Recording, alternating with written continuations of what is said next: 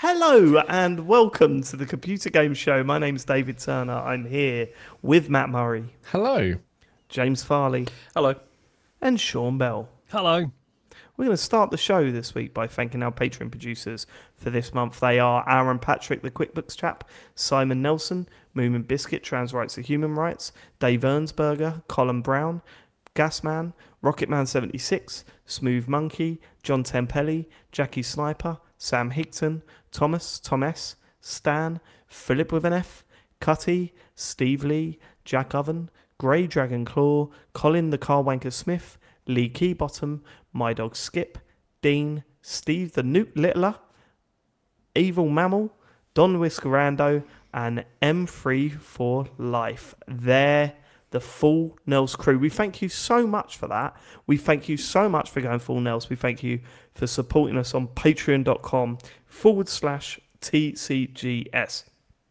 Go there, sign up. All different tiers. There's all different tiers to go on there, isn't there, on patreon.com/TCGS. The Patreon bonus show is coming out this week, and we will be doing a video show at the end of the month, which, have we all agreed what we're doing? Yeah, I thought it was, yeah. We're watching Noel's House Party, Noel's House Party, right? That's what I was hoping. We're going to watch an episode of Noel's House Party. So please sign up and watch an episode of Noel's House Party. And it's if you're going to be fun. If you're listening thinking, but this is a video games podcast, why would you do that? Basically, the retro telly stuff we've done has been some of the most fun we've had doing Patreon stuff. Definitely. So Who can forget the episode of Krypton Factor? Where, what was the song? Oh, yeah. Toodaloo. And then And then Yeah, I'm not going and to then say it because I might be drops editing this week. absolutely brilliant. If you remember, if you sign up to our patreon.com/TCGS at the video tier, you can go back and watch that. And I highly suggest, if you've got access to that tier, you watch the Krypton Factor talks over. It's one of the best things we've done. Tatton Park Run, Matt, what's the latest on that, please? We're still doing that one, actually, yeah. We are kind of £650 out of £1,000. That's the goal, to raise money for special effect. You can go to tcgs.co, and there's a link there to the Just Giving page and the Strava Club, and probably the Discord channel as well, because people are talking about it in the health and fitness channel. So, yeah, go over there, support us. If you're running as well, let us know. Tatton Park, that is, was it 20th of September? No. It's around that, 19th? I don't know. It is the 13th, yeah, week It's 4. So if you're running it, let us know. Yeah. And otherwise, you go tcgs.co for a link to the Just Giving page. I've been weighing up whether or not to share that Just Giving page with like people from work and stuff. Just do it. I mean, are they loaded? Yeah, just do it. I like to separate my world. Work and pleasure. Yeah. Speaking of Discord, you can join our Discord by going to tcgs.co. Join. It's a very active Discord. If you want to come and join in with some of the chat. Loads No, of it people. is. There's loads of people in there. I was going for the opposite. I was going for the we don't even need you actually. Okay. All right. So you know, but if you want it, If you it's join, you there. might ruin No, it. no, actually, if I don't so- need you. Yeah. Of course, Ben from our Discord. Those that join our those that are on Discord and follow us on social media and stuff will know who Ben is. Scientologist. We reference him a lot on the show. He is running the TCGS Ultimate Game Noah quiz. Is that what he's calling it? Game knowers. TCGS As in one who Ultimate knows, Game not- Noah Yeah. quiz. Not who built the ark. As in they know about games. Yeah. Noah. Are we? What's the deal? Are we allowed to join that, or does that? Are we? I don't know. Is it just We for can the do literally what we want. punters, or It wouldn't be fair if we did, Sean. We That's can what I do was what we thinking, want, yeah. Sean. Sean, if we want, we can shut it down. we We can, can do Shut whatever it we down. want to this fucking quiz. That starts Wednesday the 16th of July at 8 p.m. I suggest we shut it down Wednesday the 16th of July at 7:45 p.m. Yeah. Let's be time for honest. it. Just our write the cease and desist. Yeah. You know, like the thing is. You're not allowed to. Also, give me the questions. So I if want to do you- it. I want to. So if you think that you are a ultimate game knower, then you can join that on our Discord. We'll work on the name. We will work on the name. That's Wednesday the 16th of July at 8 p.m. That's enough for the plugging. Let's get to the show. Starting with feedback, Matt. They all love it, did they? I think they did actually. Larson B, when it comes to facts while away, fucking hell. Okay, jeez. Okay, I'll start again. Last one B. When it comes to facts to while away a dreary afternoon at a pub, I'd suggest the fact that Lego annually produces the most tyres of any size in the world is slightly more interesting to a layperson than A, a statistically insignificant number of people that are fatally allergic to painkillers, or B, a guest appeared on a song as mentioned in every review of it since 2002, or C, an advert was misleading. Okay, so that's not what I said. If you listen back to it, Larson, how many times have you got to say that's not what I said, Sean? people don't fucking At listen. some point, Dave. Sean, you've got to look inwards. You've got to look inwards sometimes. But Maybe it is happening a lot recently, mate. they can't all be wrong, can they? Because people being allergic to painkillers is not interesting. What is interesting is the point was that people are dying because they've suppressed the fever and stopped the fever from doing its job. That's what I found interesting. But yeah, it's only 700 people a year. Apparently that's insignificant. Not as interesting as tyres, though, is it? Yeah. Okay. Lego tyres. Yeah, but all I'm saying, Sean, is you're in your 40s now, mate, and you do seem to be saying stuff that you think you said correctly, and other people don't. All recorded. You can check if you like. What if you did go back and listen to it, and you were like, right, fuck it, I'm going to listen to it, and you're sitting there going, yeah, and they're making a Lego Mario Party, the video game, Mario in it, and it's Lego and there's Mario in it. Lego branding and Mario and Lego and Mario and Lego Mario. I saw the footage. Go look, you can see the footage. And I just want to be very, very clear about this. It is a Mario Party game, but it's Lego Mario Party, just to be ultimately clear. And it's pronounced Pokemon. Okay, next bit of feedback.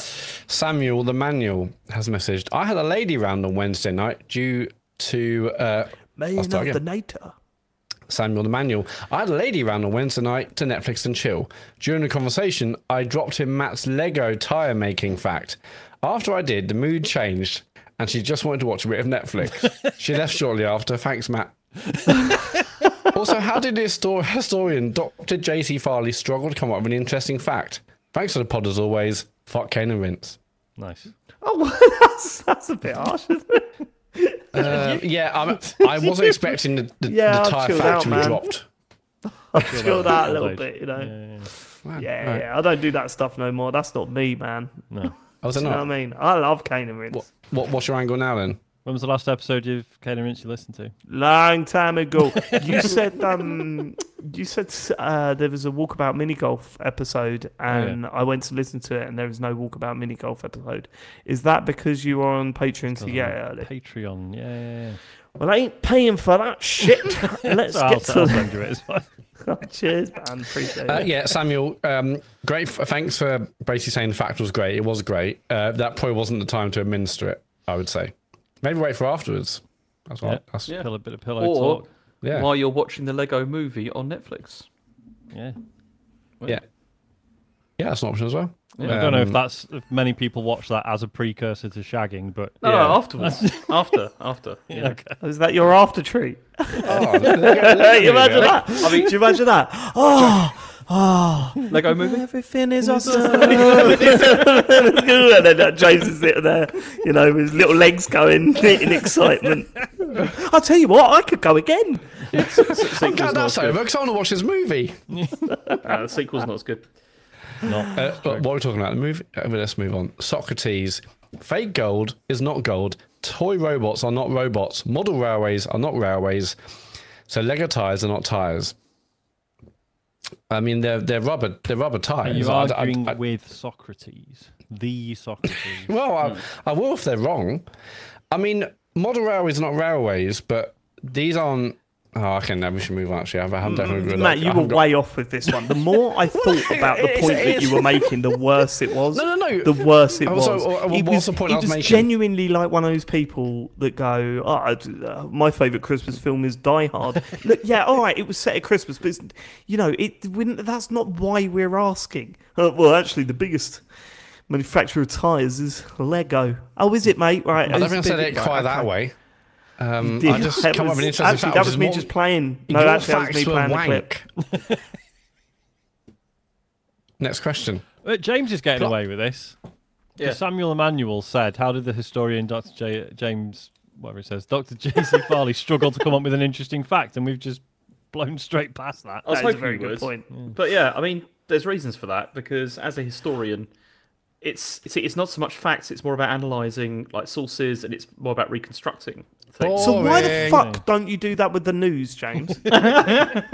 So Because what James say is, that is we so have it's to not get for people who don't watch relentless- the people who don't watch the video version. James is actually in like a library. If you look behind him, he's got just loads of books, and he didn't have time to go through his books. That's why. No, I'm very nervous about using the word fact when it comes to history because it's very difficult to reconstruct events Boring. based on source material. Oh, for fuck's sake.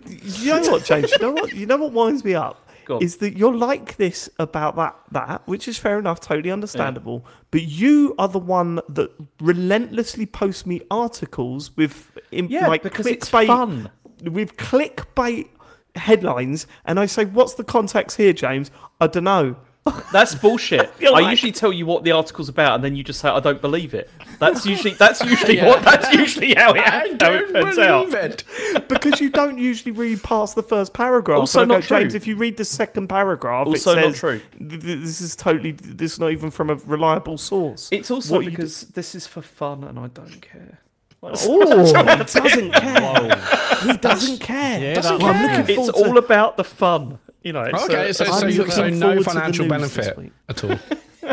James is just doing it for fun now, boys. Yeah. So it doesn't it's all really about need all about the fun. doesn't really need the So, financial. That's great. I mean, great for And us. we have our episode title.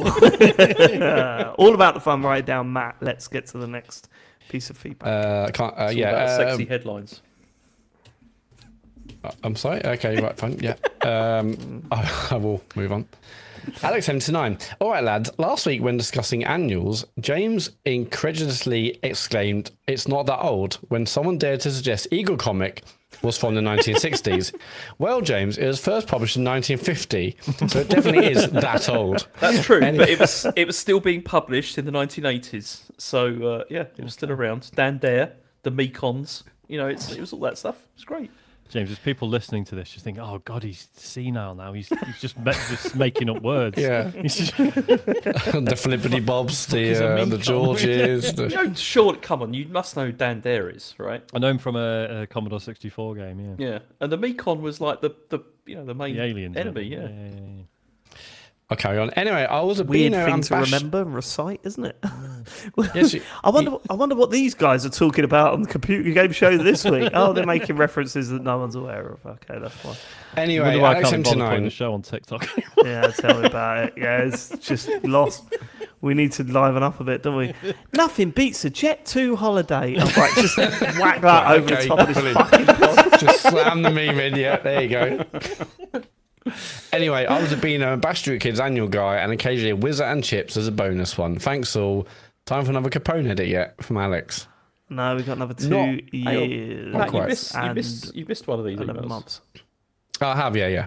I'll come back to that. Anything other than that, we'll move on. Plug out of the Bash Street Kids. Matt mentioned a couple of times that he was. What's happened? I don't know. This is, you know, when a show just feels a bit off and I can't work out What I why. did was I missed a question out, and I was the going to worst go part back to is- afterwards. The worst part is we kept going on about how hot it was going to be tonight. It's not that hot. It's not that hot. So I don't know what's wrong And with us. Also, there's just something about James tonight that feels a bit odd, and I loose think cannon, it's isn't he? throwing us a bit. I'll tell you about For it starters, later. he's leaning forward. What? No, I'll talk to you about it You're later. taking an Eckie. Is that? Something No, happened. is nothing it? like that, no. So just Something just happened. get on with it. Just We get don't- on with it. Listeners, for those of you listening to the podcast, he's fucking smiling. So something's going on. You know his little triangle mouth smile, where you go like, that's a weird one. I mean, That's based what he's off doing what right now. Based on what you told me before the show, I think what we're saying is a coping mechanism. Sean, it very much is. Yeah. All right. So is the triangle mouth smile fake then, or? What is that? I don't know what you mean. I don't know. You do this little triangle mouth smile when you're genuinely happy. I only really saw it when you were in Japan once. Yeah. That's the only time I'd properly seen it. That was such Okay. a good trip. There we go.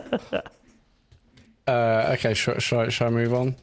Please. Yeah, read the thing from Plug out of the Bash Street Kids. Yes, Plug Out of Bash Street Kids has said Matt's mentioned a couple of times he was a member of the Dennis Mares fan club. So I just wanted to say, ding. So you're supposed to say dong. Yeah. Dong? Yeah. All right, well, I'm glad that Matt worked. Matt joined that fan club because a fucking influencer did. I'm guaranteeing it. In 19... Yeah, no Mr. interest Beast in the said Beano. I need to. Yeah, Yeah. Mr. Beast was all about the Beano. And Matt was like, Yeah. sign me up. Roy Barrett joined, and I was like, I want a bit of that. I love the fact that so the reply is, I don't know this, James, but the reply is dong, is it, when someone Yeah. says ding to you? It's ding dong. So, Yeah. I love that. The fact that you were in the Beano fan club? Yeah, I was. Yeah. Ding. All right, mate. Yeah. Ding, Ding, ding. That is- you. If you're expecting me to remember the secret / not so secret kind of reply to Dance Man's fan club that I joined in the 80s, you're very much mistaken. Unfortunately, I Oh have no, to leave we've that. worked that out. We have worked that Yeah. out since. I didn't get. Did I have much of a chance to say it? I mean, I didn't know anyway. But I said ding, and James was like, "Yeah, it's supposed to say dong." It's like, give me a second, James. I would have googled it. You weren't going to get it. It's not really relevant, Exactly, is it? yeah. No, I was never going to get that. That's it. I'm is- going to try and sneak as many memes into this pod as possible now. Let's try and get the Sorry, was that algorithm Jet up. 2 1 a sneak? No, but the last one I did was. So let's move on. Okay. Okay, let's go. Number 2 fart. Number 2 fart catcher. Stolen valor. Go do some stolen valor. You're not the only fart catcher. Don't take all the credit for catching farts. I've caught more farts than you've had hot dinners. Yes. But I Gary still is don't know in if the that's mud. Gary or not. I've got a Salty feeling Gary. it's. Yeah, I forgot to reply. Gary, if you're listening, I apologise. He sent me the clip, and I listened to it, Oh, yeah, and I yeah. thought that sounds like an audio glitch his end rather than an actual thing. But I forgot to reply to him, so it looks like he's just sent me Just it, and I've ignored it. just ignored him. Yeah. Dave's taken umbrage. Sorry, You've Gary. upset him, Gary. Gary should be apologising to you. Yeah, he should be really, shouldn't he? Yeah, Gary, message in again and apologise next week. Martin has messaged, the hollowed out loaf of bread with curry in is a fast food dish from Durban in South Africa called bunny chow. Created from the large community of people of Indian origin, it is lovely and once finished the curry, the curry soaked bread is a piece de resistance. That does sound incredible, honestly. I don't know if it does really. No, it is nice. still- It's like when it's all soaked in and it's really Yeah, nice. but naan, that's what naan's for, isn't it? Yeah, true. I don't know. I just works. hollowing out Hollowed I out don't loaf know of if it bread, does. that's extravagant. I'm here for that. It works. Oh, it works, Alright. boy. Okay. It works. You're the Luke Summer boss. Hayes has It said works. "Konbanwa, such good evening." Regarding James's potentially controversial comment on Japanese verbalizations. Okay, I haven't have you pre-read this? I'm sure we're fine. Yeah, it's fine. Is it true that in Japanese people make a lot of? He says it is true, not is it true. He lives in Japan. Yeah. Okay, it is Have true. you pre-read this, Matt? No, I don't pre-read anything, as is Okay, fine. painfully obvious every week. Regarding James's potentially controversial comments on Japanese verbalizations, it is true that in Japanese people make a lot of and so sounds as a kind of active listening when someone else is talking to prove they're paying attention. The kind of weird noises Dr. Boomstick was complaining about are more of an issue created by anime. In lots of anime, they seem to think that adding a bunch of extra sounds makes it more believable, but it just becomes fake and off-putting. I guess they think it makes up for the lack of animation frames. Love you lots. Luke Summer Hayes. Appreciate that, y'all. That makes total sense to me. Yeah, And that's why if you then translate that into English, it comes off a bit odd. A bit strange. Like, yeah. it sounds a bit I mean, I strange. do the active listening thing, and I mentioned it before. That I'm always like, yeah, like, and it's probably quite annoying. I probably shouldn't have mentioned it because now people are going to hear it on this episode and be like, "Oh, fuck's sake, it's so annoying." But yeah, it was for me. It's the same thing. It's like I want to just make sure people know I am actually listening because I tend to not look at people when they're talking and stuff. All right. Matt has messaged, "Hi chaps, I was trying to get my 3-year-old to sleep last night and it was taking a while, so I decided to listen to the podcast episode 459 for an earbud in an attempt to retain some sanity. I was approaching the 1 hour mark of failing to convince a toddler to sleep and patience was perilously thin when just as I thought she was nodding off, she loudly announced, 'I'm not tired, I'm hungry, I need a wee, why do I have to go to sleep?' My exasperated response was cut short at that moment as James goes into full exasperation meltdown at trying to explain the differences between living in Germany and the UK. The parallel between trying to explain German rule following to Dave and explain to a Recalcitrant. Yeah. recalcitrant... What's that word mean? I mean, can't we say... Okay. Explain to a toddler why they need to sleep immediately tickled me and brightened my mood. What's going on tonight? What is going on tonight? Well, what's happening is that idiots are putting the word recalcitrant into messages, David. Yeah, they're the idiot, aren't they, man? I mean, come on. Think about it. Think about who's reading this, right? Just say, kid. Know your audience. Yeah, know the reader. Okay, where was I? I was pushed over the edge into silent, shaking laughter as James completely loses it. The way Dave is drinking his beer. The expert wind up, properly cheered me up, and perhaps it was a coincidence, or perhaps me gently shaking with suppressed laughter did the trick. But the toddler fell asleep shortly after. Thanks for the assist, gents. Great podcast there from Matt. Very welcome, Matt. That is quite a service we're providing there. Have you calmed down, James, about that whole incident last week? Yeah, I'm pretty chill about that now. It's, I don't know about that. I'm very chill. Okay. Like Zen, you know. What is up with you tonight? What is going on? Did you have your favourite dinner before coming on? No, I Did you didn't. watch the Lego movie? Bit of shepherd's pie this evening. That's good. You're always week. You eating can't- shepherd's yeah, pie. Always. It's Every day of the always. week. It's because Asher requested it this evening, so Right, that's what okay. he got. And it was And pretty. then tomorrow Rachel will be requesting it, and then on Wednesday Chen will be requesting it. And then on Thursday is Daddy's turn, so I think, what would I like? How about another delicious shepherd's pie What for have you got Daddy? against shepherd's pie? It's delicious. It's not. It It's not. is. I like If you do it right, it's good. I mean, it's All fine, but it's right. also just very funny, the idea of it being the only thing you eat. Yeah. Go into a really fancy restaurant and go, I'll have the shepherd's pie, please. I'm afraid we don't do shepherd's pie here. We're leaving. We do a cottage pie. Get out. What's a cottage pie again? Is it the other way round? Yeah, it's the one it that beef doesn't rather have. than It's beef rather than lamb, isn't it? Oh, that's So, Hannah, David, did you think what like is there's potato Yeah, at the bottom and meat it. on top? I got it mixed up with the Put the cheese in the bottom. Yeah, yeah. what is it? I got it mixed up with scones. Sorry, how is it having mixed up scones? Have a little think. Can you work it Scones? out? Can you work it out? Let's see if Matt's brain's going to work out that cheeky little Scones have goat jam shape. and cream in. They do, and in some areas of England they have the jam on top and the cream on the bottom, and in other areas that the other way bollocks, round. yeah. So that's Yeah. Yeah, all right. okay, yeah. Seems like a very clever joke there, Matt, and you've ruined it with your lack Have of I knowledge. ruined it? Or yeah, I have ruined it actually. Also, I know we don't say mention the chat, but I'm gonna do this because I'm in one of those moods. Ben, I didn't think the word recalcitrant meant kid. That was a joke. How many recalcitrants have you got then? Yeah, clearly it was giving like I don't know. I guess Bob. Not I haven't. What am I doing? Let's move on. I'm an idiot. The Bob. Did you just say Bob?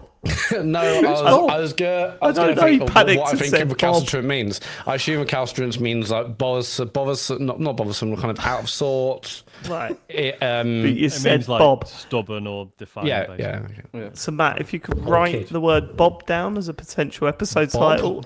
I'm not sure. I'm not sure. I mean, it's lovely and short. I'm not sure Bob's going to work for me, but Well, we'll find out. It sounds like a good one to me. Is that it for the no, there's feedback? more. Okay. Simon Nelson has messaged. Oh, this is going to be a weird episode, isn't it? So it's quite a long one. If I'd known how tonight was going to go, I might have deleted it. No, this is good. It's going to be a short show apart from this, anyway. Yeah, that's true. Simon Nelson, your second favourite patron, or my favourite actually. Hi lads. Firstly, I want to say how excellent the show has been this year, and that your output is a welcome tonic for many of us. The main I reason mean, for not this writing it- week. Not this week, Simon. I mean, What fuck the knows fuck? what's He's going already on this turned up. week. It's yeah. I mean, Language, James. you're a big part of the problem, James, this week. Yeah, you are hold my a hands big up. part of it. That may be true. Go on. Tell me what that's Those from. listening at home, he did actually hold his hands up. as well. Someone's replaced James Farley. I watched Elio What this was that weekend, about, right? James? I watched Elio this weekend. Oh, He's James is- fainted. No, he's Where's he back. gone? Did he? I think he did. I think he did faint. You're My right. God, he properly Back. went then. You're right. Yes, I did the I passing out thing again, which I was bad. thought you'd stop the passing. I Yeah, thought well, that was I all thought sorted now. you James, you fixed actually it. You went, oh. When you were out, that was really fucking Yes, weird. it happened again, which was really bad. Sorry. I was looking at my phone when that happened. There's gonna be such Don't great worry, stories we'll at the save it. beginning. I mean, we'll be putting it all over Twitter tomorrow. Man, that was I'm not please don't do that. That was awful. Sorry. At the Please funeral, don't do and what? Don't Be put it all funny. over the internet. It's James, not we've fair. got to Alright. monetize Oh, no, we're it. definitely going to do that. We need to get some money out of that. Yeah. No, I'd like. James' last words were. I don't even remember. What was I even laughing at? I don't That's a even remember. t-shirt. You going, I hold my hands up. I am part of the problem. Fucking hell. Yeah, Okay. that was wild. Let's carry on. I do apologise, Simon. As a full Nels, you expect better, didn't It's true. you? The main reason for writing in is Hold on. Do you want a break? No, I'm right. I'm fine now. You sure? Yeah, I'm fine. Yeah. Okay. All right. Shoot. okay. I'm actually going to start this email again out of respect for Simon. Simon Nelson, your second favourite patron. Hi, lads. Firstly, I want to say how excellent the show has been this year, and that your output is a welcome tonic for many of us. The main reason for writing in is that it bothers me that those who submit negative, sometimes personal feedback, perhaps don't appreciate you, our group of guys, doing a lot of this on goodwill alone. You aren't a hotel, restaurant, or business where critique is part of the industry. You each individually sacrifice so much to produce such consistently brilliant podcasts and we enjoy in so many. I'm going to stop now. Are you guys okay? Do you want to share it with the class? No. What? It's all just good, baby. It's all James good. James is getting me this What's week. happened, James? I Who don't are think he's you? ever made me laugh this hard before. This is insane. There is something up with James. I was going to say before he passed out that there's a bit Rudely. in Elio, right, where they send a clone down of someone and they're a completely different person. It's like really obvious that it's not the real. That's James Farley James this week. tonight. Yeah, That yeah. is James Farley this week. Oh. So I'll get onto the news in a minute. Yeah. Okay. You each individually sacrifice so much to produce such consistently brilliant podcasts and bring joy to so many. When you get a free meal at a wedding, you don't email the venue and say, "Excuse me, your seasoning was substandard and I think the chef should have served the dish himself." I know there's a Patreon, but I imagine a lot of that money goes towards the next new release or console, and it must be exhausting to have to consistently be playing the next new thing. You create something that's free to listen to, so negative, non-constructive personal feedback can do one.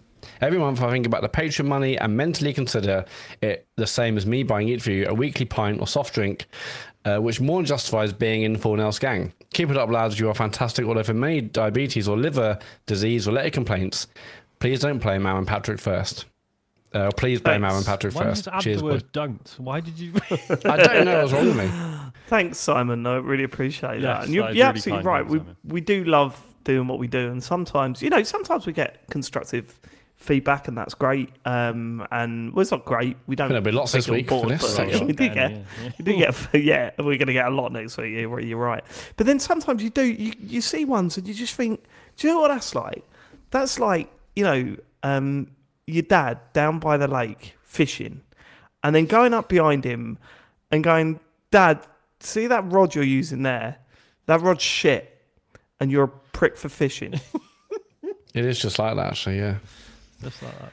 Is that it for the feedback? Yes, go to tcgs.co/deartcgs, leave your feedback. Or if that link is not working, just go tcgs.co and the link is there for the contact form. Let's get the news from we think is James, but we're looking into it. We're looking into it. It's me, baby. It It's really called is. James. James would never say that. It's LL Cool James, we got him. The All right, chilling anyway. doppelganger of James Farley's going to read the news. It's me. Shoot. Here's the news. Stop saying it's me. Stop saying it's me. But it is. Weird. Okay. It is. All right. So the news. So I mean, after last week's horribleness that just went on for ages. I'm not talking about the show. I'm just talking about there was a lot of bad things happen last week. This week's not so bad. I mean, actually, no, that's not true. Looking at this, it's also partially bad. Okay. So James is back, guys. James is back in the It's not room. me. We've got our It's James not me. Farley back. It's Yeah, not me. we've definitely got James Farley back. Anyway, so Forza Horizon 5 has sold 2 million units in 1 month on PS5, and that's according to a developer at Turn 10. Although, yeah, there's still people there. So apparently it made Hold on. 120. I thought they closed down the Turn 10. Yeah, and remember Turn 10 aren't the ones that worked on... On Horizon, yeah. Is this No, not that's- a bit... that's I'm just Playground. reading the report. So it says that the news came from Turn 10 game level designer Harrison B., who shared the figure on his LinkedIn profile. However, soon after we broke the news on social media, Harrison edited out the sales number. Yeah. So do we know if this is true? Well, no, I think it's true that he said it. Whether it's true he that he was said it, allowed yeah. to say such things, I would say definitely not. But Yeah, it was said we in don't his know like, if he... we LinkedIn don't post. necessarily- Yeah, and we don't know necessarily if he was right or he was guessing. Yeah. Because he wasn't even... Yeah, it's... I think you would strange probably know if you story weren't to there, lead with. but I also don't think it's probably allowed to say that kind of stuff. 'Cause that's a big It's number like you it probably did. I want mean, to it's say no as a marketing surprise, leak. is it? Forza Horizon's an amazing game and releasing on PlayStation for the first time. I could see a lot of people giving it a go, and they've heard such good things about it. I wonder what the sort of Sony fans' reaction was to it. Whether they are finally eager a good for the driving new one. game to play on the PS5. Yeah. Well, you missed the Titanic intro to the that's latest. true. Yeah. That's true. Okay. Yeah, it's a good, Uh, good driving which game. James There's found Bit of moving. history there. No- A bit of history. I think it's a surprise in some ways. Not that the game's great and there's a massive audience on PS5. More that I saw some people talk about it on my feeds, but it wasn't like everyone it's out. Like I feel Yeah, like we talked about it because like it's great. You should if you've got PS5, definitely give it a go. But it wasn't like loads of people on my Blue Sky or other feeds were like, oh yes.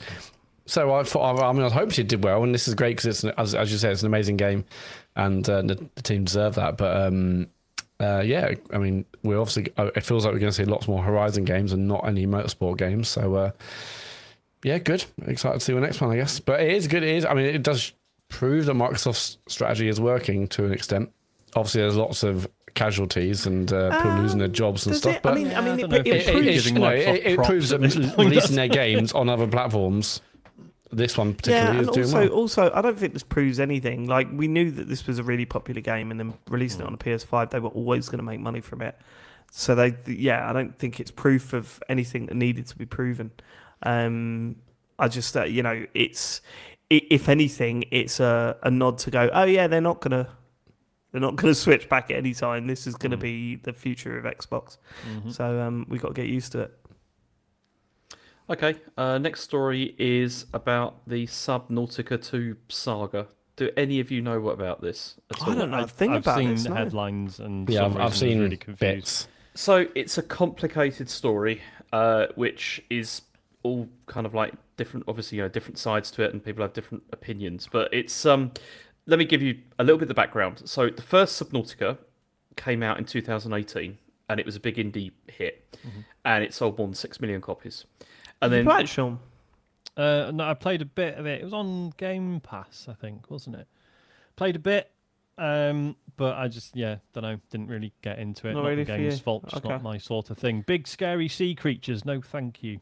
Oh, is it a scary game? Yeah, a little bit. Fair So enough. then, 3 years later, after it had come out, Krafton, who are a Korean publisher, bought Unknown Worlds, who were the developer, for it seems to be around $500 million, and then said that there was a sequel was going to come. So Subnautica 2 was going to come.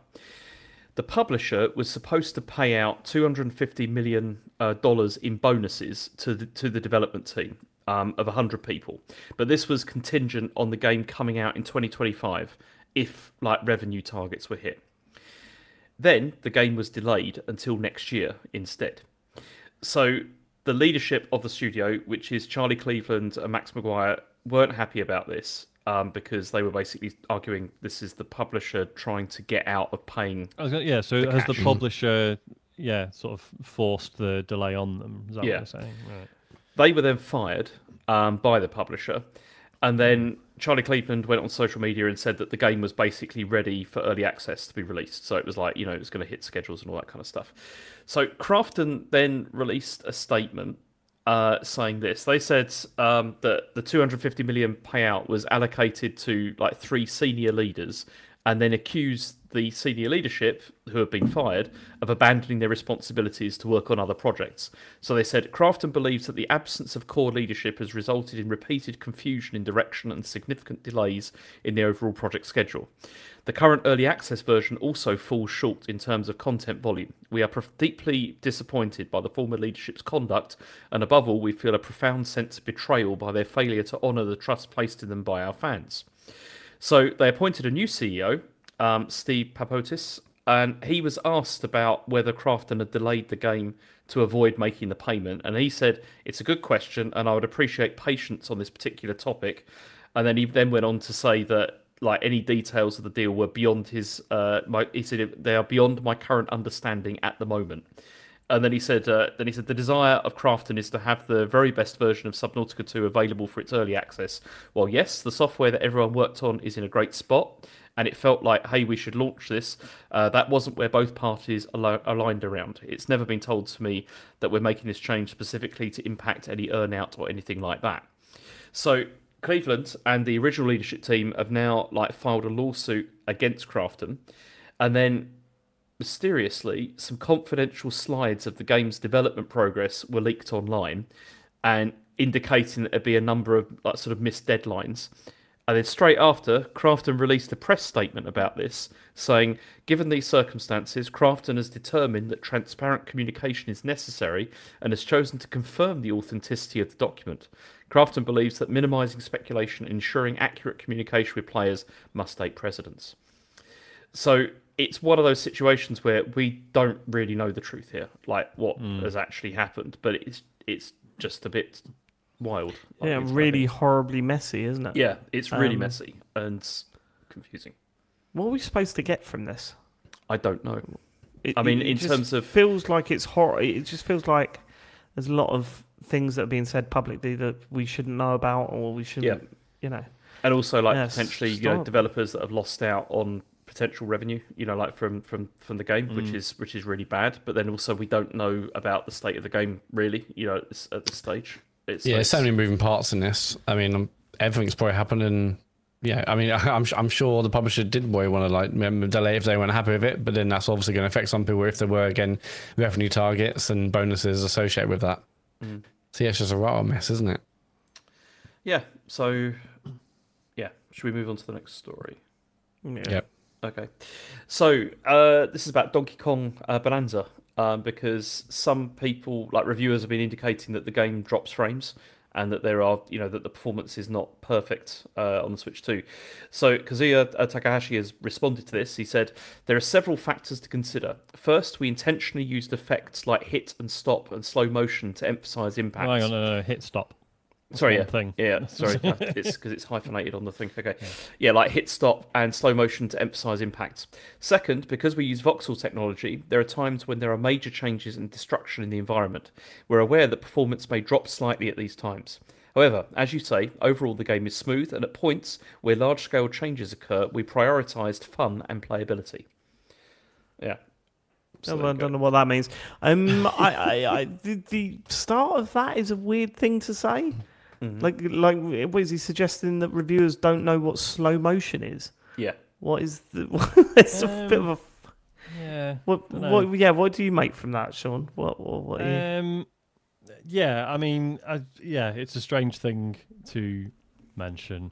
I think probably most reviewers know what hit stop and slow mo are. Yeah, it's not the same as dropped frames, is it?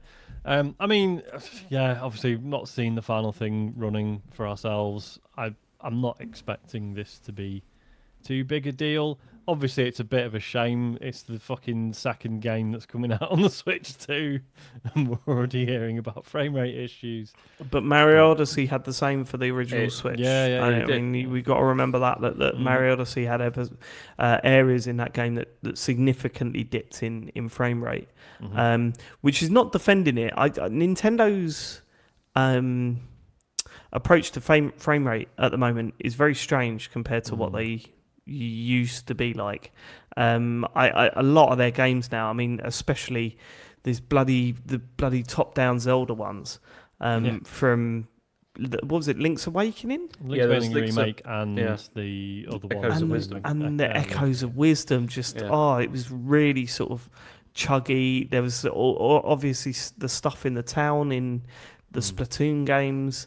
Nintendo do not prioritize 60 frames all the time anymore, and it's pretty wild to see. So look, we'll see what the game's like. It's out on Thursday, I believe. Yeah, it's Thursday. I'm assuming we've all got it pre-ordered. I've already got it installed, ready to go. Actually, but I will do. Yeah. Oh, can you install it now? I need to do that really. When I bought it, I got it installed. So yeah. Okay. Yeah, I am very much looking forward to it. I think the things we've seen of it. Do we know when the embargo drops? No. No. I don't. They've made a big thing about it being a game made by or they didn't make a big thing of it, but they were sort of forced to announce that it was made by the Mario Odyssey team.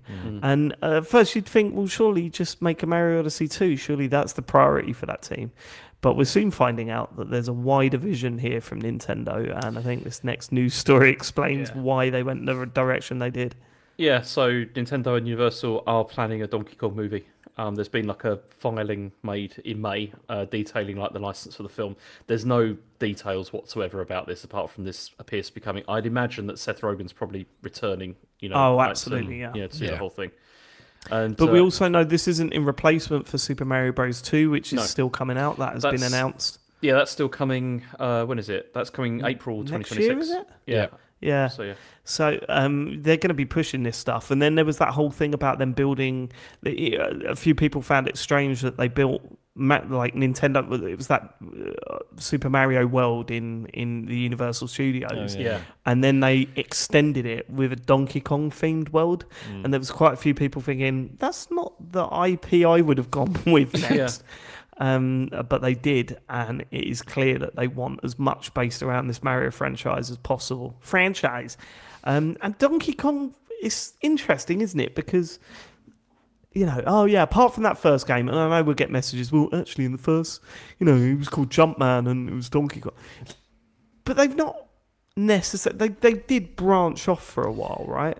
They did, and they've also, it's never been like their sort of sole focus, if you know what I mean. They've often, they palmed it off onto Rare, didn't they, for like quite a long time? Yeah, like so the Rare developed Rare developed games for Nintendo, was it? Is that how that works?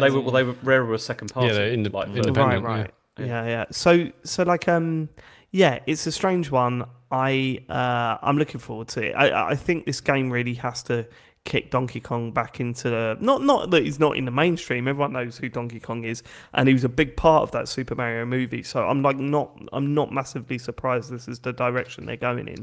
But I just hope they've got the good games to back it up, and I'm really hoping this one on Thursday is going to do that. Yeah. And apart from the frame rate news in the previous news story, I feel like all the coverage thus far has been very, very, very positive. It looks great as well. And now we know about the team. It's a new big game on Switch too. So I don't know how much like the frame rate issues are going to dock points on reviews, but I still think this is going to review really well, and I'm really excited for it. Yeah, I'm looking forward to. I'm looking forward to playing a game on my fucking Switch too. I must admit, I haven't used it much. Nope. I haven't used it much. No, I mean, like, it's not particular. We played a hell of a lot of Mario Kart. But then there is, even the boys are kind of like, they're not going, can we play Mario Kart every morning anymore? Because we did absolutely hammer it when it first came out. And I know that we're still going to be playing that for forever, for the lifetime of that Switch 2. But I will say this, the more I use that Switch 2 in handheld mode, which I have been when playing Lumines and stuff, it's too big. It's not a nice console to use in handheld mode, is it? It's too big. I seriously it's too think big. It's quite heavy. Yeah. But more importantly, those Joy-Cons are not fun, and they weren't on the original. But I think it feels worse now that the console's even bigger and heavier. What do you the think? other thing about it is I'm not keen on the finish, like on the like the how it feels.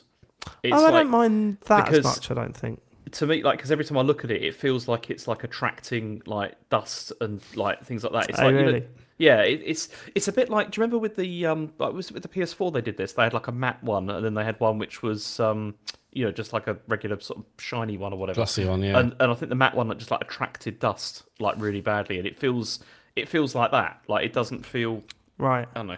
It's just for me. It was like when I've finished playing like an hour of Lumines or whatever, my hands feel like they're like really struggling. Yeah, I feel like an hour is probably max or thereabouts in handheld. I mean, I still think which is a shame because if you're redesigning that, it would be nice to have the option. Maybe they could have had like attachments to sort of bulk out the back, so it's more like a Portal or a Steam Deck or something a little bit more chunkier to hold, so that you don't get those hand cramps when using it. And it feels like a wasted opportunity. We're gonna have another situation where they bring out a light one. Yeah, and you sort of like, this is technically a downgrade, but it's sort of nicer in a way. Yeah, but even the light one was okay, but it still had the flat edges, and I think that's what the problem is for someone using it at an extended amount of time. You're holding dig into your hands, don't they? Yeah, it's it's weird, but what's the Steam Deck like? Like Sean, to play that for like an hour or so. Same, because that's like, massive, isn't it? Long that's handheld huge. Sessions with it. Yeah, like I get, is it really? Yeah. I get like I don't know why it happens, but like I lose feeling in one of my hands. Do you ever get that? That sounds like an no, issue. that's not good. That's like carpal tunnel or pins and needles or just complete? No, it's not no painful. Just after a bit, I have to just sort of stop and like stretch my hand, and then the feeling comes back. I used to have sit on my hand for that kind of feeling. Yeah, that is good. Well, maybe just play the Steam Deck for an hour before you. Yeah. Before what? Man of the night. Gone. That is the end of the news, but I have got a fantasy zone. Yeah! Oh, I need it so badly. It's the most wonderful time of the year. Right, let's go into Farley's fantasy zone then. Let's do it. I'm going to do it.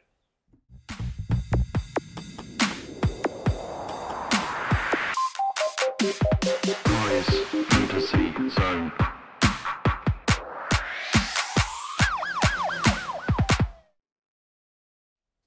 Oh my god! We are inside Farley's fantasy zone. What is going on here? Well, the FIFA World Cup's popular. Oh, he is on James's side, yeah. Crystal Palace is still in Europe. Wow, look at that. That's what a weird fantasy zone. What a weird fantasy zone. The joke being that they're not in Europe, so that's quite Well, we funny, are in Europe. We are in Europe, mate.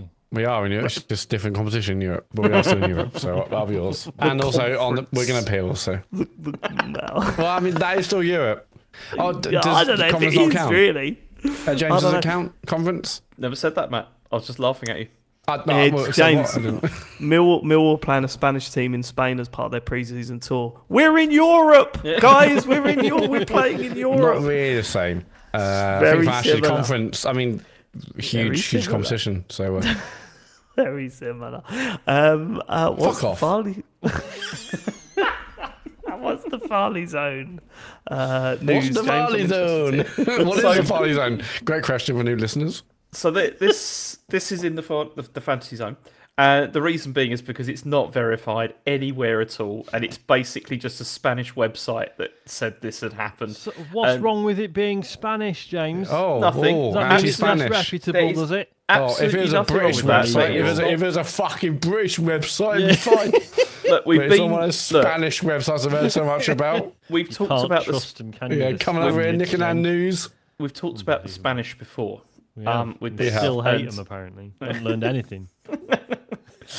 So anyway, this is not verified in any other media that is from anywhere else. From anywhere that speaks English. Apart from this one, or German, Sean, or German, or or any other thing. It's just there's been no other confirmation. But anyway, what it is they say that the price of the Xbox handheld has been leaked by accident by Asus, and so there's obviously two versions. There's the ROG Xbox Ally and the ROG Xbox Ally X. Mm-hmm. So they reckon that the cheaper one is going to be 599 euros, and the Xbox Ally X is going to be 899 euros. Wow, Mama! I think if that's true, I think I got the cheaper one right, but I said the expensive one would be 799. I think I said 599, 799. Shit. But Yeah, I'm lots not of money, buying isn't it? that. $5.99, No, $8.99. thank you. Yeah. Sorry, what was the source? There was a lot going on Yeah, here. what was It the was the website? Spanish, Dave. It was a Spanish Oh, it's a website. Spanish- Was it Dave. c.com? probably not true. What was the website? Wasn't there? Wasn't? I'll Hold look it up on. again. Yes, What? we've been here before. We have been here before. Yeah, it's Wasn't it something to do with the Switch and that Shigeru Miyamoto flew over the Spanish? Yeah, the Spanish journalist. I'm just having a look to see what it says. Let's have a look. It's called. Okay, so IGN.com. Oh, the- fuck. the website is 3D Juegos. Yes. So there you go. So I beg your pardon? 3D What do you call me? Juegos. I don't know how you pronounce it. But I'm assuming that's how you pronounce it. Yeah. If we were looking for a new name for the show, I mean that gets my vote. Yeah. There you go. You heard it here first. 599,899. Yeah. Is that what you're saying? And that's Yeah. in dollars, is it? No, it's euros. Oh right. Okay. Well, that's Okay, I so don't think know. about the No, audience. Spanish better or not. website, David. Yeah. It's, So think about the audience. Like, if you want a new PC handheld, most will go Steam Deck. Maybe you go for the other ROG Ally. If you're an Xbox gamer, And I mean, you want to you play bang. Xbox games on your thing, then you're out of luck in either way because this doesn't play Xbox games. but it's going to play some Xbox. I thought the whole point is that it will play because the whole like Xbox Play Anywhere. It will play a lot of Xbox It'll games you're play- playing already. Matt, you're falling into the marketing spiel, mate. When they say Xbox is everywhere, they don't mean No, Xbox Play Anywhere. no, they mean PC play most places. Yeah, they mean Yeah. play the PC. That's what versions they of mean. PCs. That's what they mean. Well, so who is the Yeah. audience for this then? Idiots. That is harsh. Wow. Are you getting? Yeah, I mean, but also like even if this was like a mainstream play, it would have to be, I don't know, 4. I mean, how much is Steam Deck in? That starts at 300 and something, doesn't it? So The non-OLED one. yeah. This needs to be like half the price really if it wants to hit the mainstream, which it's not going to do. Correct. Is that it for the That's news, James? absolutely all of it. That's it. Then let's get on to what we've been playing. And I am quite excited to talk about a game that I've been looking forward to for a long time. It is Tony Hawk's Pro Skater 3 and 4, which is now available on Game Pass and other platforms if you pay real, actual money. Tony Hawk's, it's good, isn't it? Like, it really is good. Who's been playing it? I Is it have. just me and you, Matt? I've not put it on my list. Isaac's been playing a bit of it and really enjoying it. And Yeah, it's been yeah, nice yeah, to see, and I do plan on getting involved because How's he getting on with the? Because it is quite tricky compared it's to a lot of modern buttons, games, isn't right? it? Yeah, because you think There's a lot going on. because obviously I prefer skate, and you sort of think, oh, that's the more technical of the two. Whereas actually for a kid, at least it's like, well, you kind of do loads of the tricks just with the right stick, right? You can kind of just mess Yeah. around with that. Whereas Tony Hawk's a lot of buttons to learn. But It's yeah, more he's- for he's- kids, yeah. He's it's more for kids. Yeah, he's been all right with it. There's a couple of bits of the tutorials I had to sort of show him how to do it, but other than that, yeah, It was all right. the biggest problem. So Charlie's been playing it as well, and the something really sad happened to him the other day. I built up my cash pool, and he accidentally, with the in-game currency, bought the Teenage Mutant Ninja Turtle. And I don't know. I felt bad for him, man, because he must have accidentally gone to the store, accidentally hovered over the Teenage Mutant Ninja Yeah, Turtle, that's easy to and do. then Yeah. clicked the right button to buy it and confirmed it. So Yeah, I yeah. feel That- for him. It's yeah, terrible when that's- yeah, that. He tough. like sort of tripped thing, and while yeah, he's holding the happens. controller and just. But now he's riding around as Michelangelo. I have how far into it are you, Matt? I'm still on the second level. What the fuck? How? I've been playing Death Stranding since, and I didn't play much on the way home from yours. So So I have got all of the challenges in Tony Hawk's Pro Skate 3. And I have got I'm almost at the end of unlocking all the maps to Tony Hawk's Pro Skate 4, but I don't know, halfway through unlocking everything in that. I fucking love it. It's brilliant. It feels great to play. It looks great. At times there's some odd. It's funny, isn't it? Because it's not like the best looking game I've ever seen. It's clearly a massive improvement only over 3 and 4.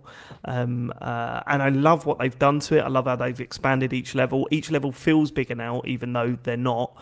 They're around the same sizes. There are a few additional stages in this, by the way. It's not all just standard ones, but I mean, I was a huge fan of 3. 3 was like one of my favourite games ever, really. Like I put so many hours into it, and I knew those maps like the back of my hand. And the moment I launched into this, I was like, "Fuck yeah, I'm home again!" Like especially Canada and Tokyo and those. You know, there was a certain suburbia. Those maps are just like unbelievably nostalgic for me. And so, you know, it's like I knew where most of the challenges were, and I knew where most of the lines were. Fucking airport and cruise ship, they're like burnt into my brain. That's because I didn't play 3 and 4 when I was younger. I played the first one load, second one a fair bit, and then the DS or GBASP ones I absolutely loved. But so I don't really have any kind of, you know, old lovely nostalgic memories of Tony Hawk's 3 and 4. And I always go through the same process. Like I start playing it and going, "Oh, I've forgotten how to play it." And it's really, really difficult to get any sort of combo going. And then getting into it and then getting the combos. And then what I'll tend to do is just focus on the score stuff. Like just, let's get as high scores as possible. And then you remember, oh no, there's loads of other stupid shit, like stupid challenges where you've got to try and work things out. And a lot of this is done like from remembering stuff from when I was a kid, like start the earthquake in, I can't remember what level. I was like, oh yeah, I know I need to grind certain rails. So how do I find the certain rails? And then I find the ones that you need to do. And you're like, right, okay. And you work it all out again. And it just reminds me of being a kid and just going, fuck, how do I do this task? How do I get up there? It has those sort of crackdown moments where it's like, I know that there's an item up there. I've got no idea how to get there. And it's very micro. Those sort of how do I do that moment lasts about a minute or two. You'll fly through it if you're just focusing on the career mode. But ultimately, it's exactly what I wanted. It feels like Tony Hawk did. Even going through Tony Hawk's Pro Skater 4, which I thought I hadn't played. And I thought that doesn't sound right because I loved 3 so much, and 2 and 1. Why the hell didn't I play 4? And then I loaded up and I remembered all the levels again. I just don't think I played it as much as I did 3. So it was like, so to going back to those ones is fine. I've got a few negatives and I'm interested to hear how it is on the Switch. Yeah, that's what I'm playing, yeah. So I'm playing on Series X. I don't know what resolution it's running at. I believe it's running at 120 frames per second, but I can't be sure about that because it's hard to, for me, it's hard to determine between 60 and 120 unless I'm playing the Nintendo Welcome Tour for the Switch 2, and then I find it really easy. There's a lot of screen tearing in this, which I haven't seen for fucking ages in a video. Oh, really? Game. Okay. Yeah. So it's usually when you launch into a level and then you move left and right. There's tons of screen tearing. I'm like, fuck. I thought this was dealt with and that we didn't have to do it anymore. Yeah, I mean, especially TV technology. Like your TV will have VRR and whatnot to stop screen tearing, which is the whole point of those tools, really. Well, and plus, like VSync has existed all this. Yeah, that as well. Yeah, like there's always that option. So yeah, I'm sure it'll get patched out, but it is strange to see in a game. So I've only played this switch to a handheld, but I haven't noticed that. I mean, I mean, when I was around yours and I saw it on your Xbox, it definitely looks better, obviously on Xbox, but I think playing on a handheld it feels right, and I haven't had many performance issues. I read some reviews and they said there were some. I mean, either I got lucky or they patched it before, but I'm not saying it's perfect. Like there are definitely some bits where it's a little bit slower, but I haven't really had major screen tearing. Haven't had issues so far. My main worry with playing it on Switch, Matt, is that my hands are fucked from playing it on the Xbox. I can't imagine what it's like to play on Switch. I bought this on Switch and I thought, well, I'm going down to see you because I saw you on the weekend, and I thought, well, I'll do that, play it on the way there, on the way back, and then I've got a dock, I can play at home on TV, and I've got a Pro controller, so I know it's free it's part of Xbox Game Pass, so maybe I'll switch. But I just wanted to play a handheld, and I was saying to you on the weekend, Tony Hawk's for me feels like a handheld game. I know I absolutely hammered the because you're weird. Was it the Engage version, Matt? No, that's the one. Yeah, that's the one. Game Boy Advance version. Yeah, but yeah, I played so many of them. Even though I absolutely hammered the Tony Hawk's 1 warehouse demo on Dreamcast, me and my mate Peter, Peter Stern, shout out to Peter Stern. I was just like, we're hammering it over and over and over again, because it's like, even though that was the case, in my mind, it still feels handheld. And like looking back and thinking about the old GBA games and stuff, I loved them so much. So this feels right playing on Switch 2. Haven't had an issue yet, and I think it looks great on the screen. I mean, I know it's not as good as it is on Xbox, etc. But I think it's an awesome version to play handheld wherever you want, and I'm looking forward to trying more. Have you tried it docked at all, Matt? No, just handheld. Okay.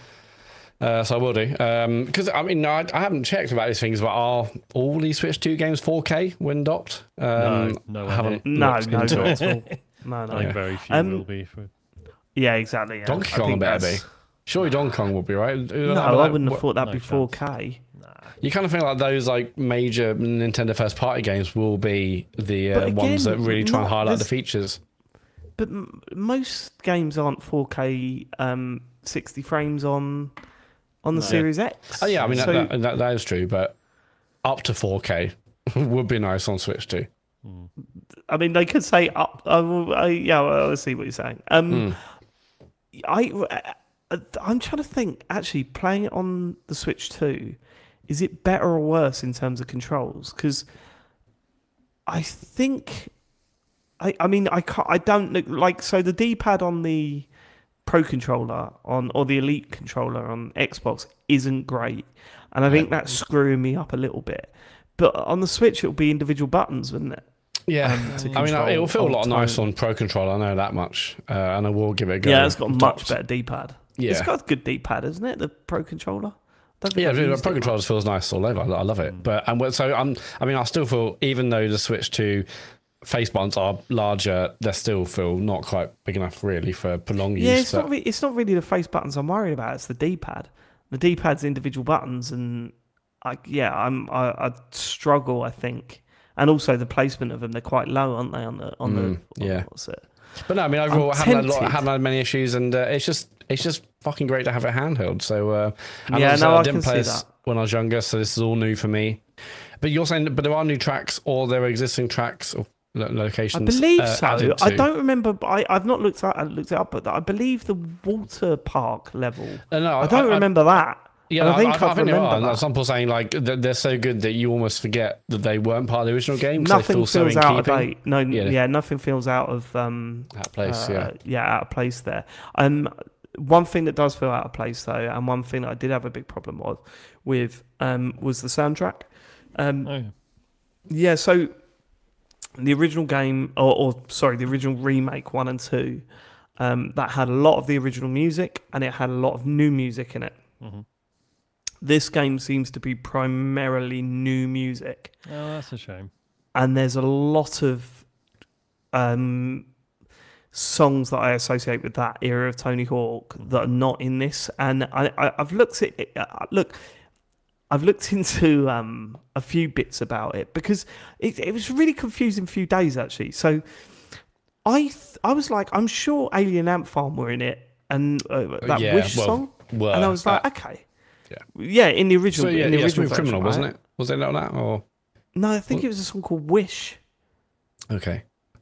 Just know, as an aside, should- when all this kind of Alien Ant Farm and Tony Hawk's thing came about, I was like, oh man, is that band still going? Well, they are. And their most recent album, I listened to all the way down to Bogner. Like I listened to it loads in that week. I hammered it. Yeah. Turns out. Go on. Is it what did it come out this year, Matt? Or 2024 maybe, but there's a song on there go called Last Dance. I was like, this is great. Like, I might really get an Alien Ant Farm at age 42. But yeah, new album. Mate, movies still fucking slaps. What a Yeah. song. That Okay, sounds class, yeah. but my point is this. Yeah, so I may have seen it off the back of that actually, Matt. And because I know I know that Alien Ant Farm had come out and said something like they were not happy that they weren't included in the game or something, and then I saw an interview actually afterwards with the BBC talking to Tony Hawk himself about the music that was picked for the game, and he was saying, we thought it was a really good opportunity to introduce lots of people to new bands, and that was what Tony Hawk was about. And I'm like, true. And that's what you did in 1 and 2. I think that is important, and it is a nice touch to bring some new bands into the fold, right? But then he said, they said, well, what about Alien Ant Farm? Like everyone associated them with your games, and they're not in this. And he said, yeah, some had to make way.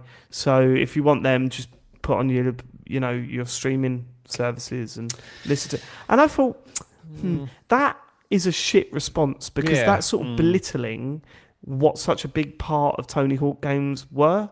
Yeah, the iconic soundtrack. Yeah, the soundtracks were like a massive part of that game. I don't like a lot of the music. Like, I don't like nu metal. There's a lot of the hip hop stuff that was in these games that I wasn't really into. But they made me love these songs because it was a big part of that experience. Sitting back, playing Tony Hawk's with music blaring out your speakers. It was a big thing. And sometimes it doesn't. It just doesn't feel right like that. Because I was just remembering like Crazy Taxi. Because remember, with that, there was when they removed, totally, and they removed it, and it was just, it felt completely just different. So I remember that Dangerous Driving game came out, and they didn't pay for a soundtrack, so they said just hook up your Spotify to it, and I thought it was a shitty approach to getting soundtracks in the game, because I think it's a really important thing to do. But I thought, okay, so if you're saying, oh, put your attach your streaming thing to it, I'll do that then. So I logged into the game, and there's no in-game player, and I was like, oh, so in fact, actually, I was out that day, and I compiled my own Tony Hawk's Pro Skater playlist, because I was like, these are all songs that were either originally in the games or that I think would actually add to it, like their sort of sound, So you had that sort of ska punk stuff, and then a little bit hip hop and this, that, and the other. And I was compiling a list, and then when I logged in, when I got home, I was like, oh no, there isn't. So really, Tony Hawk was sort of like, just put on the radio, just put on what you want. I mean, you don't have the actual line. So shit. But what is he implying? It wasn't a licensing thing. It was literally like, hey, some had to go because of the size of the soundtrack. Yes, that's what he said. Yeah, it wasn't a licensing thing. It was a choice that they made to drop a lot of songs so they could get new songs in. But I don't think that add them. Yes, like that. They could have doubled it down. And and I think again, this is essentially, you've got Microsoft money behind you. Get it done. I think there's probably stories there. I think there's stories there that they couldn't go into in public. I'm not necessarily like, if you found out, Alien Ant Farm asked for $7 million or whatever, you go, I could kind of see why they sidestep that. Well, and the argument that's like, we wanted to introduce people to new bands. Yeah, fair enough. But actually, there's probably a lot of new players who won't have heard the stuff from 20, 30 years ago that was in the original. Yeah, for sure. So. So I think that is disappointing. But other than that, all that to one side, I'm going through the motions of rediscovering and falling in love with Tony Hawk again, and creating a character and entering the competitions and finding my way around these stupid levels with these stupid characters that are in them, like Officer Dick. And you've got to grind down Officer Dick's banners, and he goes, "My banners!" every time you do it. I love that shit so much. I'd really I'm not joking. It's not ironic. I love that shit. Get back at the bully. What have you got to do? We'll sort of just ride into the tree with snows. The snow falls down on the bully's head. All right, that's good. Bullies hate that. They hate that one trick. I do famously hate that shit. Yeah, I've heard about that. But no, it's nice to say. I do want to give this a go, because I think it's nice that because Dave's going to roll his eyes again. Like when Skate came out, Tony Hawk was on the wane, right? And Skate was like, oh my god, this feels really fresh and new and brilliant. There's something new to Skate games. Whereas now it's like, yeah, it's fucking, who cares? They're just different takes on They're the same so sport. different. It's like playing Forza Horizon, being like, well, it's not Project Cars, is it? Like, no, it's not fucking supposed to be. Shut up. It doesn't matter. It's not juiced. All right, James, stop going on about juice. Is that new Skate game? Is it still coming? Presumably, it's on its way. Well, yeah. Honestly, it's absolutely doing my head in, because I'm not allowed to talk about it, guys, because it's NDA'd. I've been in the pre-alpha a few times, and it just feels like every month or so I get about 3 emails from EA being like, register for the next session. I'm like, I've played it like 3 times now. I'm all right. Just tell me when it's out. I'm sick of Skate. I meant to message you actually, Sean, because I saw some videos over the weekend on Instagram where they're like, hey, this is Skate, and I'm not sure you know, when the footage was recorded. Well, those But people need to be in basically, prison if they've been put it was people coming out. I mean, going off rooftops and then on their board and then basically flying through the air like in Fortnite. And all the comments that's always this been a can't be thing. real. That's Like, like have you yeah, really that's- Fortnited my skate game? No, that's always been that's been in since like Skate 2, I think. They started, just started doing the Hall of Meat stuff, and yeah, you could do loads of silly shit. It's basically like falling out of a plane, landing on a roof, jumping, then skydiving Maybe not further. jumping out of a plane, but yeah. Well, okay. I mean, the player was in the air, then landed on a roof, did a jump off the building, then flew out of flew down like he was coming out of Fortnite. I was like, okay, is this a game? Because again, I've only saw skate as like a relatively serious ground level. Yeah, but yeah, the Hall of Meat mode was like throwing yourself off buildings and trying to hurt yourself as much as possible. Right, okay. So, yeah. Yeah. Cool. I would Weird. say play Tony Hawk. It is good. I love it. I fucking love it. I thought I came home from work today. I loaded it up for a quick run, and I thought for a moment that Charlie had deleted my save, and part of me was like, "Cool, I get to do it again." Well, it's And funny that's isn't a it, great Matt game. mentioned like absolutely caning that Dreamcast demo. Like I remember, like playing it so many times that I could do all the objectives in one run. Yeah. And then getting Yeah, the full yeah. game and being like, oh, you only have to do one at a time. You can just So that was Tony Hawk 2? was that Tony two? Hawk Was that 1. one or two? One warehouse level. Oh, yeah. one. So the one that I caned was the Tony Hawk 2 demo, which was the skate park thing. With it. I just really remember the sort. I don't know. It's just great. It's so fucking good, and it's amazing that even though Tony Hawk's 1 and 2 wasn't that long ago, I've loaded this up and thought I can't do it. I can't do it. I've lost it, and then now I'm already getting You're back in it, yeah. Yeah. One thing that took me back was that you can customize your skater. You can create a new skater essentially. You can call it what you want, and there's customization, not just like how they look, but also the boards, the t-shirts. And I know this was in previous Tony Hawk games, but it felt so refreshing. I can do all this without them saying, "Well, you can change your t-shirt, but it's going to cost you a couple of quid."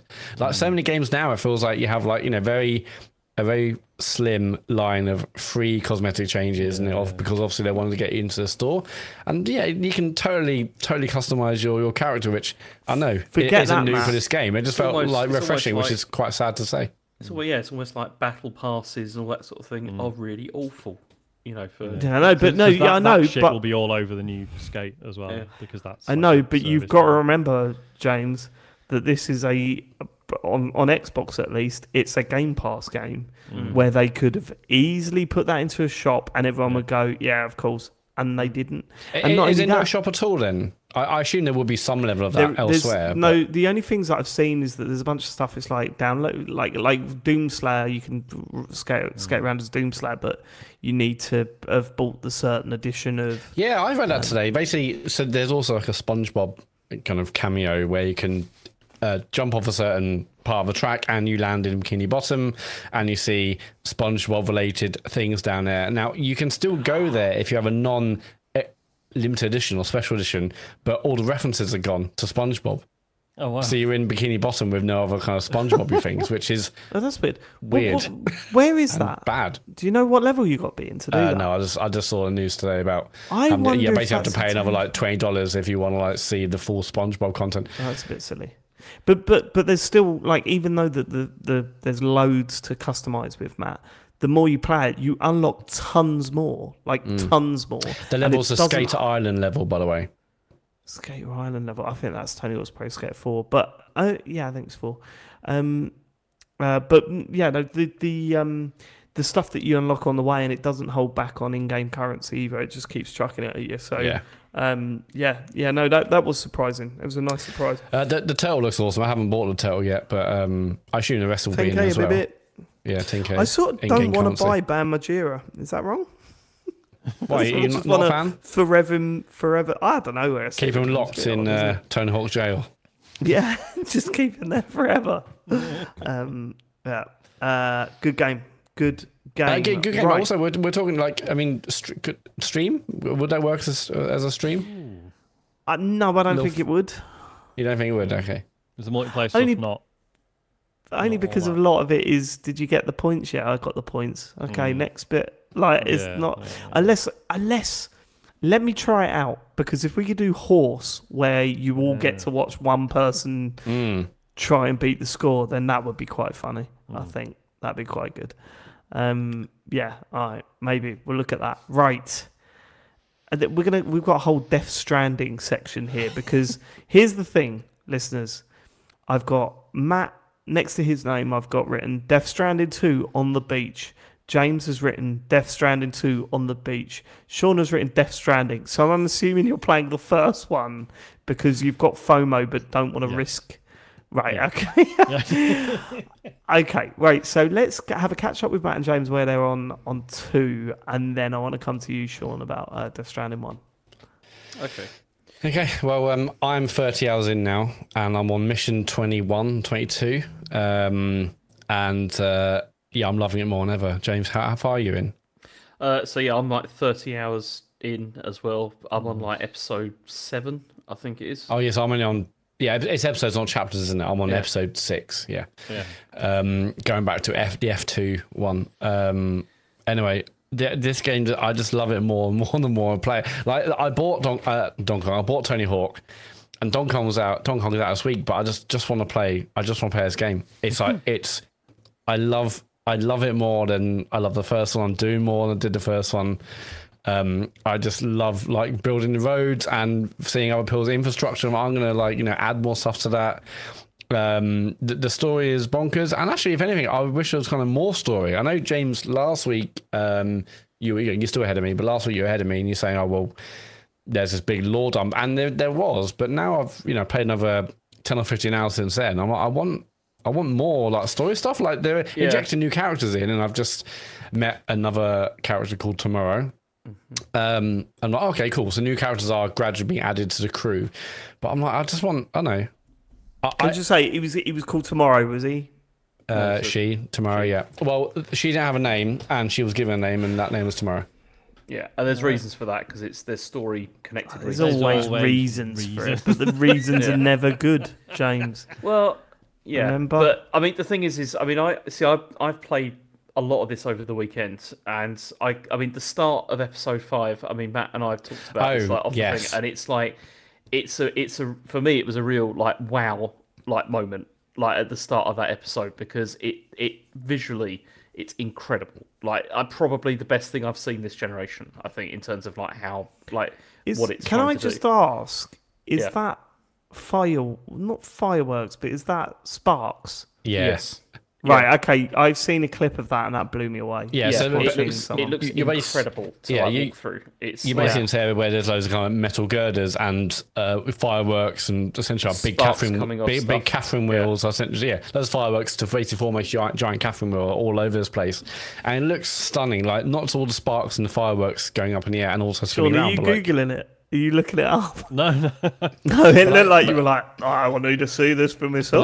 Like, it's that, it's rubbish, actually. There's like sitting there, watching an animated GIF of it. It's just, No, it does. Like, it looks incredible. I've seen that. It's that plus like the reflections in the water, like the wet cobblestones. It looks stunning. And like I was saying to James, like imagine how good it looks on Pro. And I said that to him, and that's fine. I mean, I did switch it from because I play in performance. I switched it to like graphics or fidelity mode, and it looked a little bit brighter. But with my eyes, I'm not Digital Foundry. It looked brighter, but I couldn't say much more. But it's just like a stunning moment. The whole chapter isn't terribly long, but it just looks amazing. Yeah. And there's bits. I mean, obviously I'm not going to spoil the story or whatever, but there's like not very subtle nods to like earlier like Kojima games, which are like, and it's so not subtle at all, but it's kind of cool because of the way it's done, because it's not subtle and it really works and it's brilliant.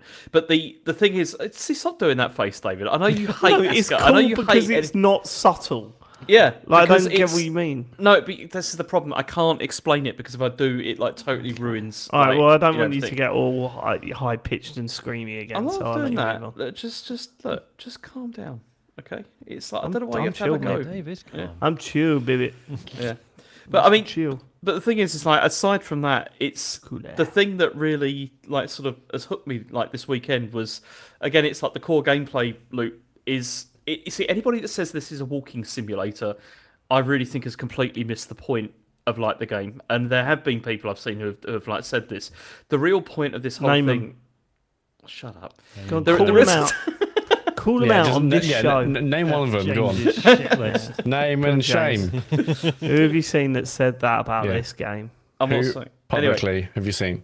the real point of Give us this a clue. game is reconstruction. Like that's the whole point of this, and it's rebuilding the continent with the assistance of other people, and it's that aspect of this I found so incredibly satisfying because I've spent ages over the weekend just building structures, creating road networks, and like working with other people. And it was funny because I was sitting there and I was just thinking, this really reminds me of Tetris, like this game. And I don't mean that in terms of like the organisation of like blocks and all that kind of thing, but it's this sort of desire that you have like when well, at least for me anyway, when you're playing Tetris, it's like this idea of like being productive. Like it's this idea that when you're playing a game like this, it's about being productive and organising. And there's something which is very like I was talking to a friend of mine who's playing this game at the moment that's called Satisfactory. Have you heard of this show? Yeah. That's And the name of your friend. Yeah, yeah. His name is Satisfactory, and the whole point. Sounds like a Kojima Mr. Factory. character. I mean, in that game, this is like a PC factory building simulator, and the whole point with that is to basically create it's a perfectly organized factory on like a planet, and it's really impressive like the way the whole thing works. And it really reminded me with this as well. It's like this idea of like restoring order to like what is a very chaotic environment, and it's very satisfying in this to do that, to to spend time building out all these structures, as I said, working with other people. And that's where like the Strands thing really does work, because you build links with other people that are playing online, and you're helping each other to like rebuild this, all the particularly roads. I've spent most of the weekend just building roads across the map. I mean, roads and the monorail, which is great. I mean, I've now got monorail from was it West Fort Knock or whatever, all the way down to like the F1. And I was like, it's just, I mean, also one thing, you can skip loads of cutscenes in this game, but you can't skip the monorail scene. No, you can't, because otherwise you jump down if you try and do that. Yeah, if you hold down X, you can jump down. But like, why isn't there a skip for that? There's a skip for everything else in this game, which I really appreciate. But it's so satisfying seeing like a bit of monorail to add. Or I mean, again, I didn't do this. But I barely did this at all in the first game. I did loads of building smaller structures, generators, and timefall shelters, but never bothered the roads. Maybe, I mean, I did come to it a bit late. Maybe I felt like there wasn't a need, or I didn't have to. I'm interested to know how it works kind of instance-wise, because there are clearly other people in the same instance I'm playing. I don't see them on the map, but like earlier, I went to fix a bit of road, and so I had like these many coral crystals to add, these many kind of like resins or alloys, whatever. I went to one of the bases, grabbed it all, went over there, and actually then I needed fewer than I needed originally. So I'm like, say, because other people are adding. Clearly been there, obviously I don't see them, but it's still really cool just to like say I'm adding to it. And I've got a massive monorail now from in the second huge location, from one bit to the other. Adding the roads is great fun. It's just really satisfying to physically see the world getting built up around you. Yeah. And just to do it. Just like I'm dumping all my minerals here to help other people, and it's so helpful and satisfying, and makes traversing the land easier as well. Yeah, exactly, because then it also makes like delivery, fetch quest stuff and all that kind of stuff becomes a lot more sort of engaging, because you're like, okay, I'm actually shaping this, this landscape to make it easier to, so that I can deliver stuff, so I can complete quest objectives and stuff like that. And it just, I don't know, I became completely hooked by it. And as I said, I think it's because, I think a lot of people have this sort of desire to be productive in games, and to sort of create and to build up stuff.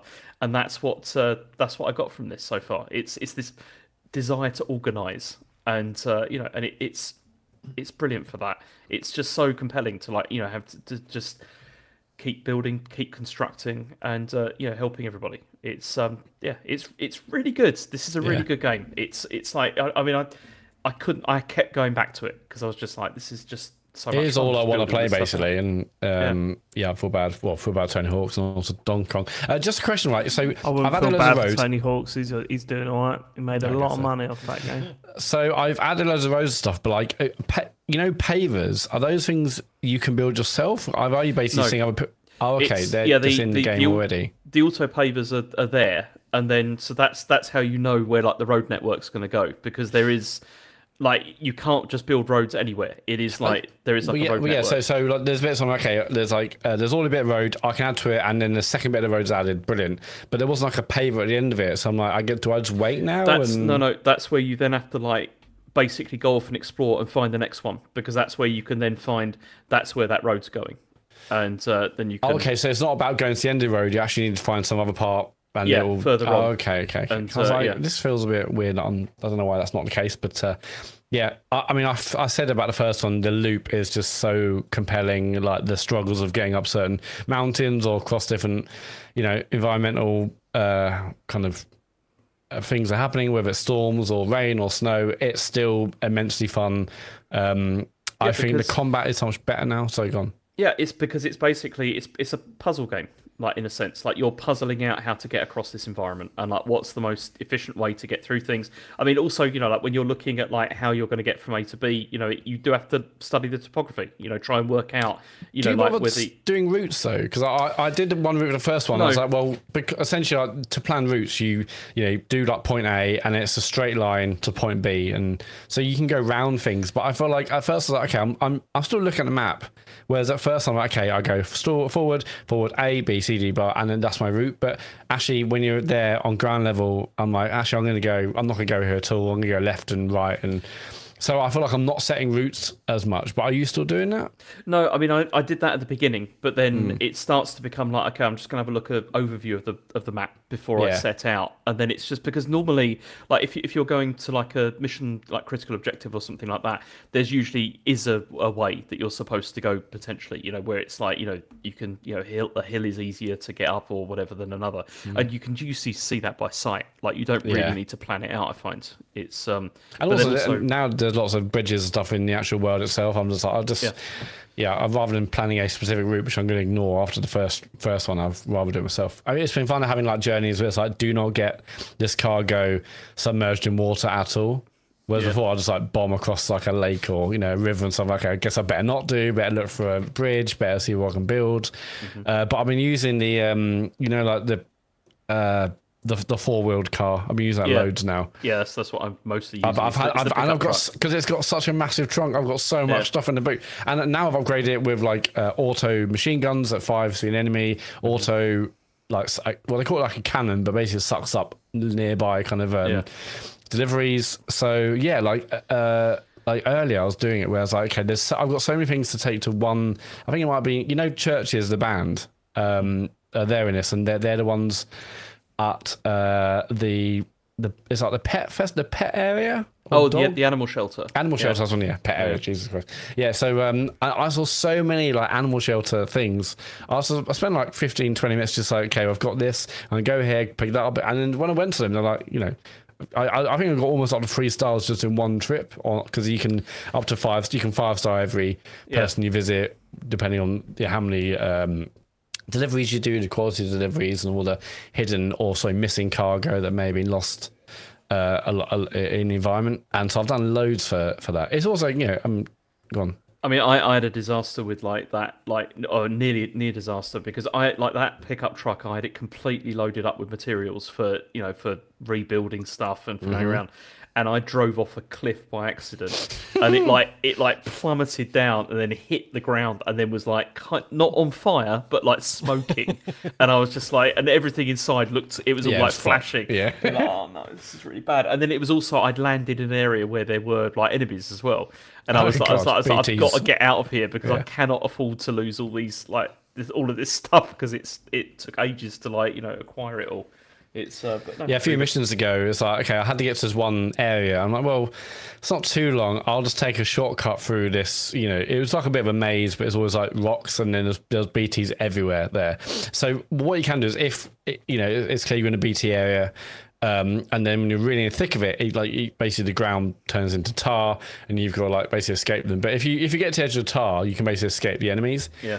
But it's a bit difficult when you're trapped in this kind of maze thing with tar. And so I would get out of my vehicle, just run away as fast as I can, then go back when they weren't there, drive a bit, get attacked, run away. Probably not the most efficient way of doing it, but I've totally avoided any BT areas as much as possible, because it's a nightmare getting through those. It's as soon as because it slows down. Yeah. and then you get like the All the thing starts flashing, going, yeah. and I was like, okay, I'm going back the other way. I'm not going through here. But now, again, I don't know if you can do this in the first one, but I'm like making sure if I know it's going to be a BTO, I'm going through, or if it's clear I'm going to go up to a boss battle, I'll just I'll put everything in the van, I'll take my backpack off, because I didn't do it for one. This boss or this character you've seen in trailers, but anyway, you see a particular boss, and I'm like, I still had my backpack on when I came to him, as I was fighting this huge creature covered in tar, I see my backpack just getting like booted around the whole environment. I'm like, I should have left this a lot further away because this is getting destroyed. Every time I hear you say backpack, I think dick out now because of this show. And those that know. Those that know, yeah. So I'm glad that you're both enjoying it, though. I mean, I know it's not for me, and it's all I want to play. Basically, it's just good. so good. I mean, however, go on. No, I got more Death Stranding 2 chat, but let's hear about Death Stranding 1. Oh yeah, I'm, however, interested to see how Sean reacted to the first game.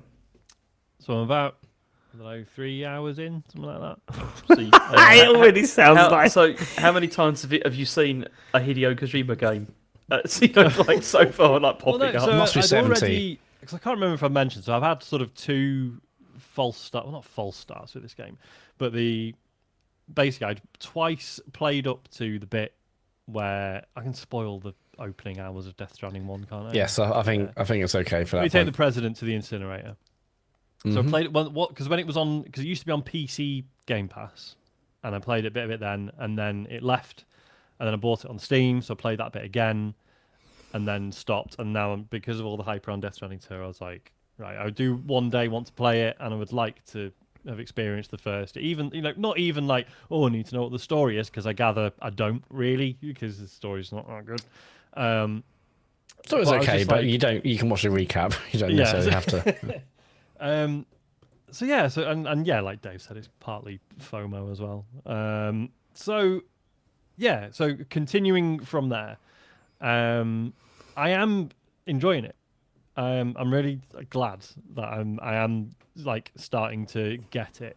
I do wish everyone would fucking shut up. Like I'm enjoying on this pod or in the game? It's in general life. Like I'm enjoying the deliveries and the traveling and the getting around, the, like you say, the sort of slightly asynchronous co-op elements of people. I mean, for me it's just ladders and ropes at the moment. But I'm just like, hey, someone's put a ladder up that bit. That's really useful. Thanks, man. And I'll mash the like button.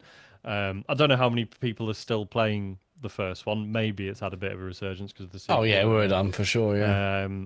But yeah, so like that stuff is all really cool. I do just think the writing is really bad.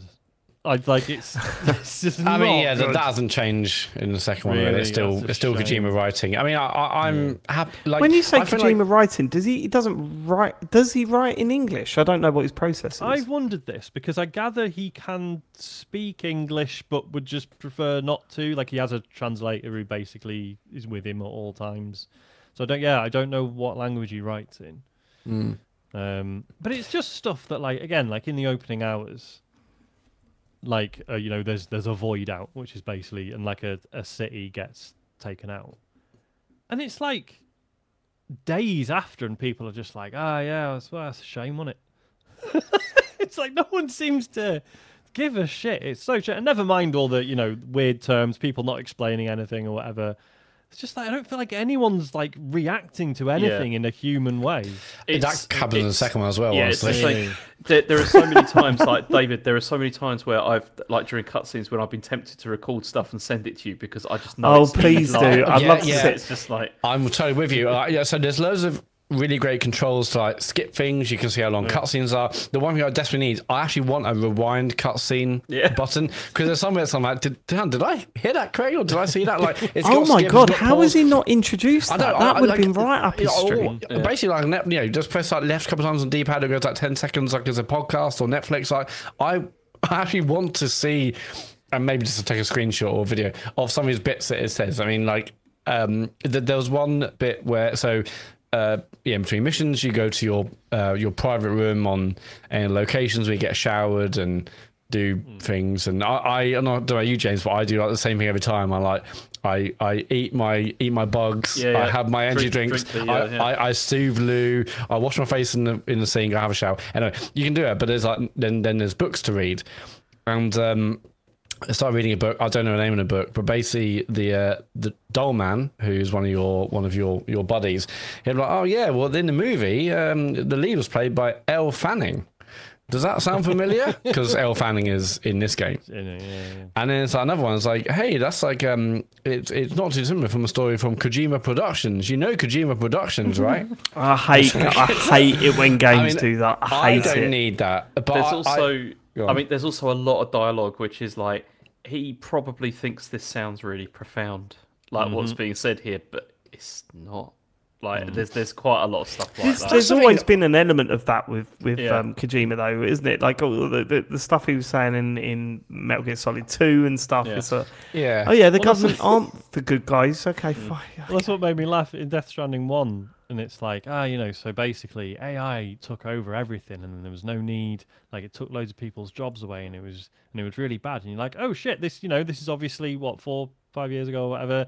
That's quite prescient of him, I suppose. And it's like, yes, what we did was we gave all the delivery people their jobs back, and then they went insane, and now they're the baddies. Just like, what? What is going on? Why do people think he's a good writer? I mean, I like Kojima games. I'm liking this, but I also know it's the writing isn't good. But I feel like I can separate the writing from the overall story. It's just dumb, and I'm happy to see what mad areas and angles it goes into. But the actual kind of like minute-to-minute dialogue, I'm actually starting to skip forward a little bit more now. Like you can press X, you can like it, but or maybe it's just like making it the speed I want. So it's like read.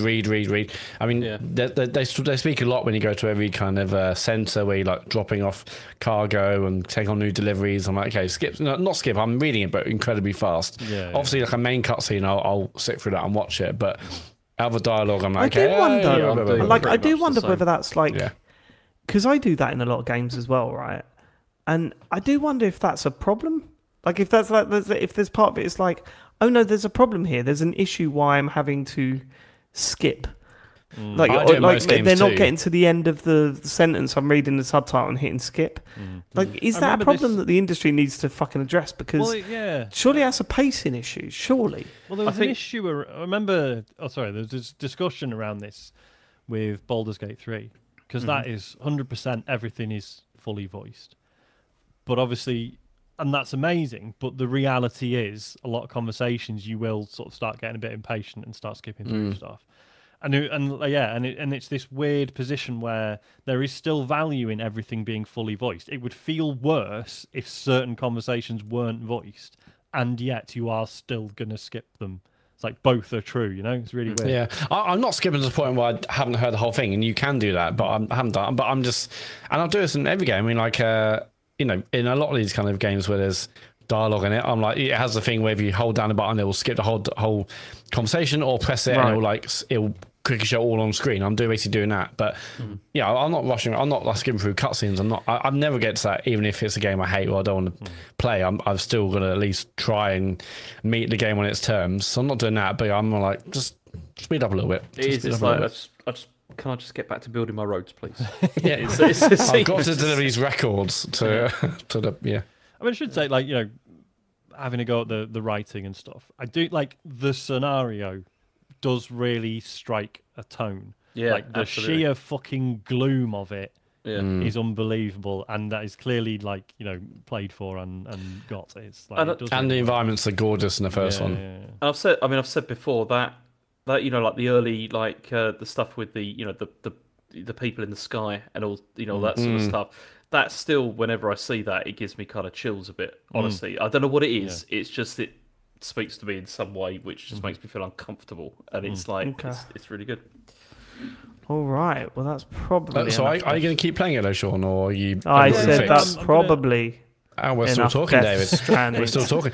Are you going to keep playing the game, Sean, or have you got your fix? And that's like, okay, that's kind of. No, I'm going to keep playing because I say I'm aware that like the infrastructure stuff gets more interesting and more complex. So I'm keen to see it. Like I say, I'm literally just doing ladders across rivers and stuff at the moment. But I'm like, apparently there's roads later on. A bit of a dick move where you approach one of the bases and there's a motorbike outside it. And then like, oh, sorry, there's no battery for it. It's, oh, fuck you. I was really looking forward to riding a motorbike. I assume I do soon enough, but yeah. Hey, home. I'd like to keep talking, but David wants to finish. So No, you carry on, mate. You wanna run the show now? Go on. 100% filling there. Probably won't be any. Like, yeah.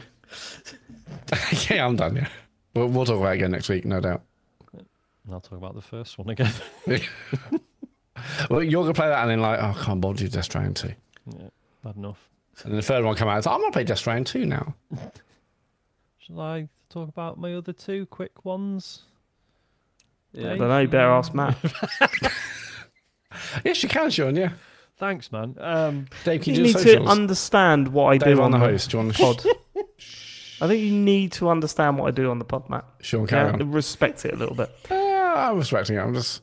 The listeners want to hear about Death Stranding 2, and we're giving them what they want. Death Stranding They've heard a lot about Death Stranding 2, Matt. I think they've heard a lot. But we're still also, playing the game, and I mean, they want Matt, our evolving views. Yes. See, I like Death Stranding too, but I you've can also got see that to you've seen... let someone edit you down because that was ridiculous. That was worse than a Death Stranding 2 cutscene. David, look, Matt has seen the runtime of this podcast so far, and it's... I don't give a fuck the about filling, the long time.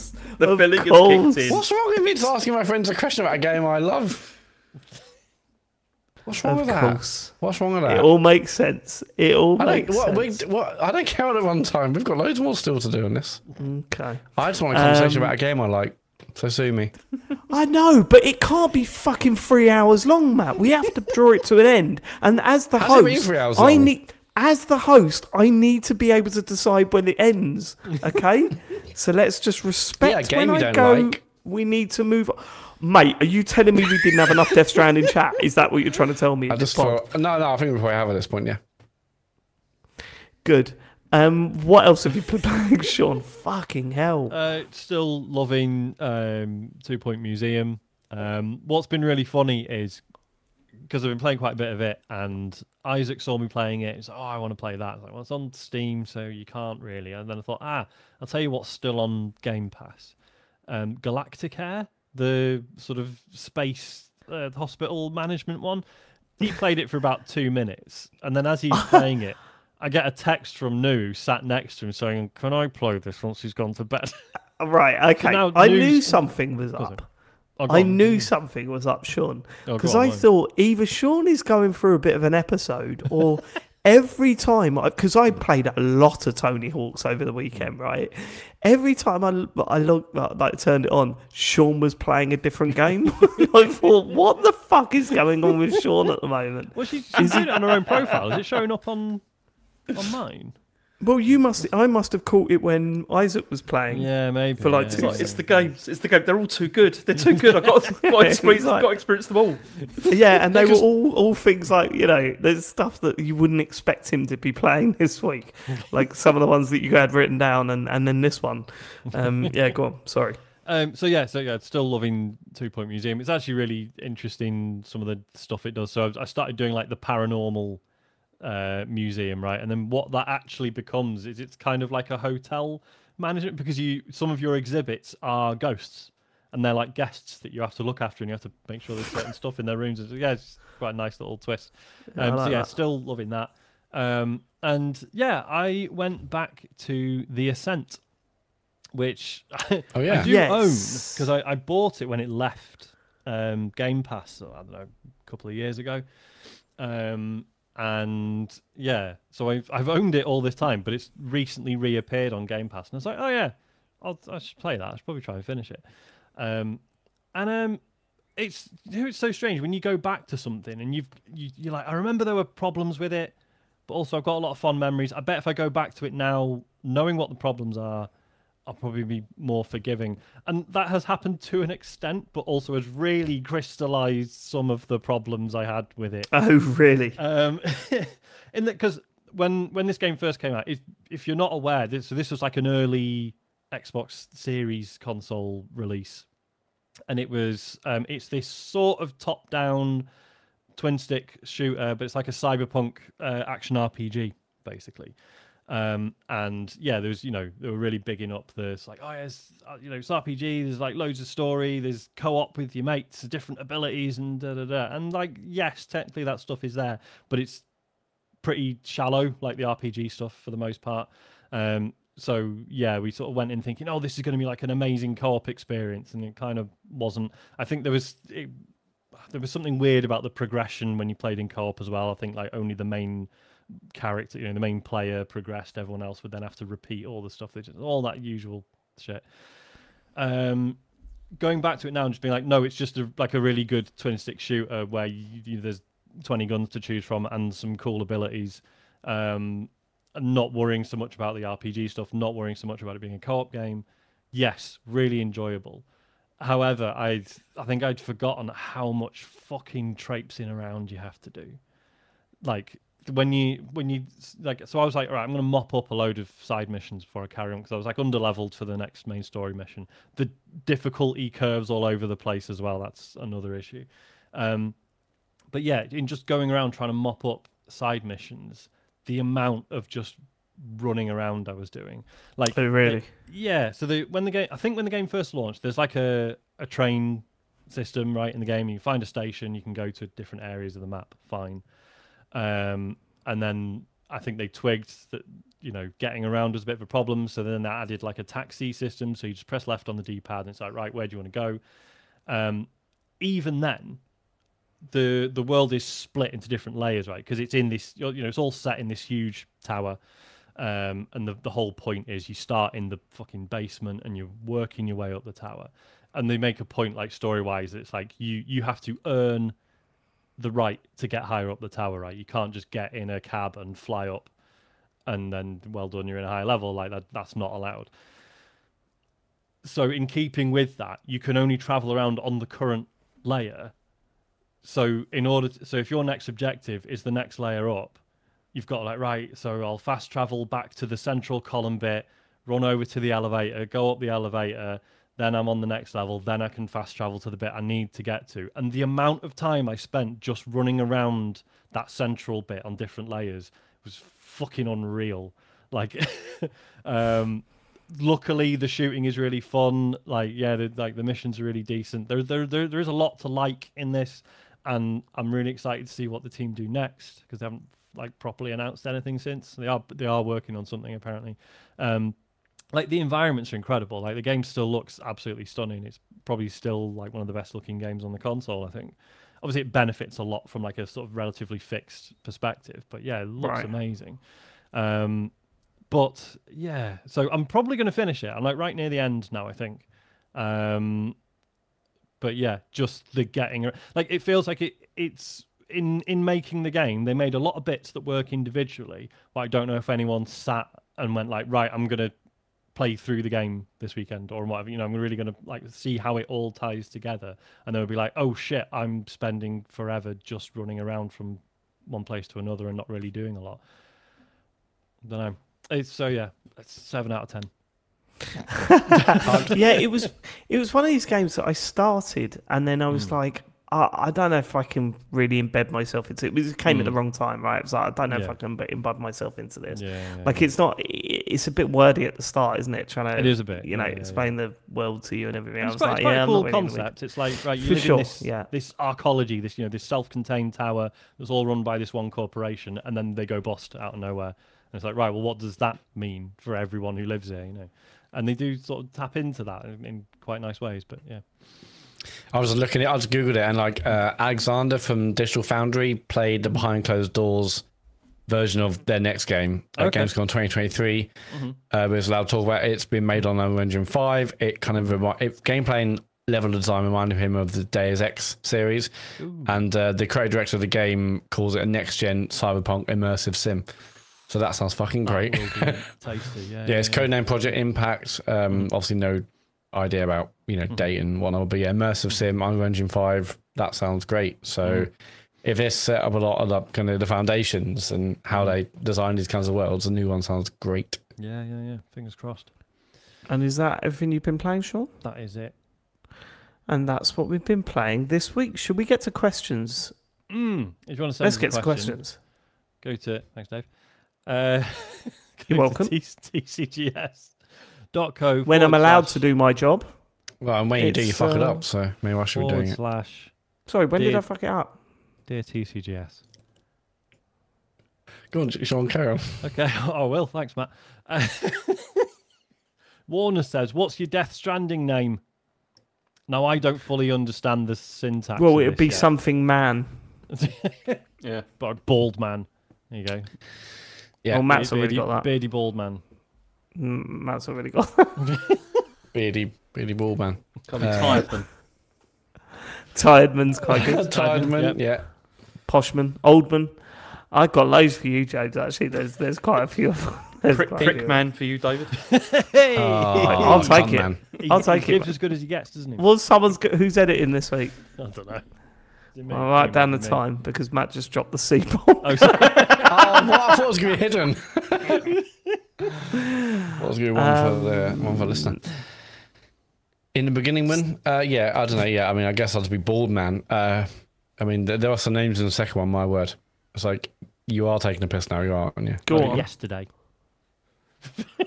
Well, one of the characters, I don't think it's a spoiler. I'm going to do it. Okay, she has an ability, and her name is Rainy. You'll never guess. You'll never guess what her ability relates to. In fact, it's funny. So I said earlier, there's a character called Tomorrow, and like when you meet them, played by Elle Fanning, there's no name, and I was like, okay, so she's going to be like lost person or lost girl or something.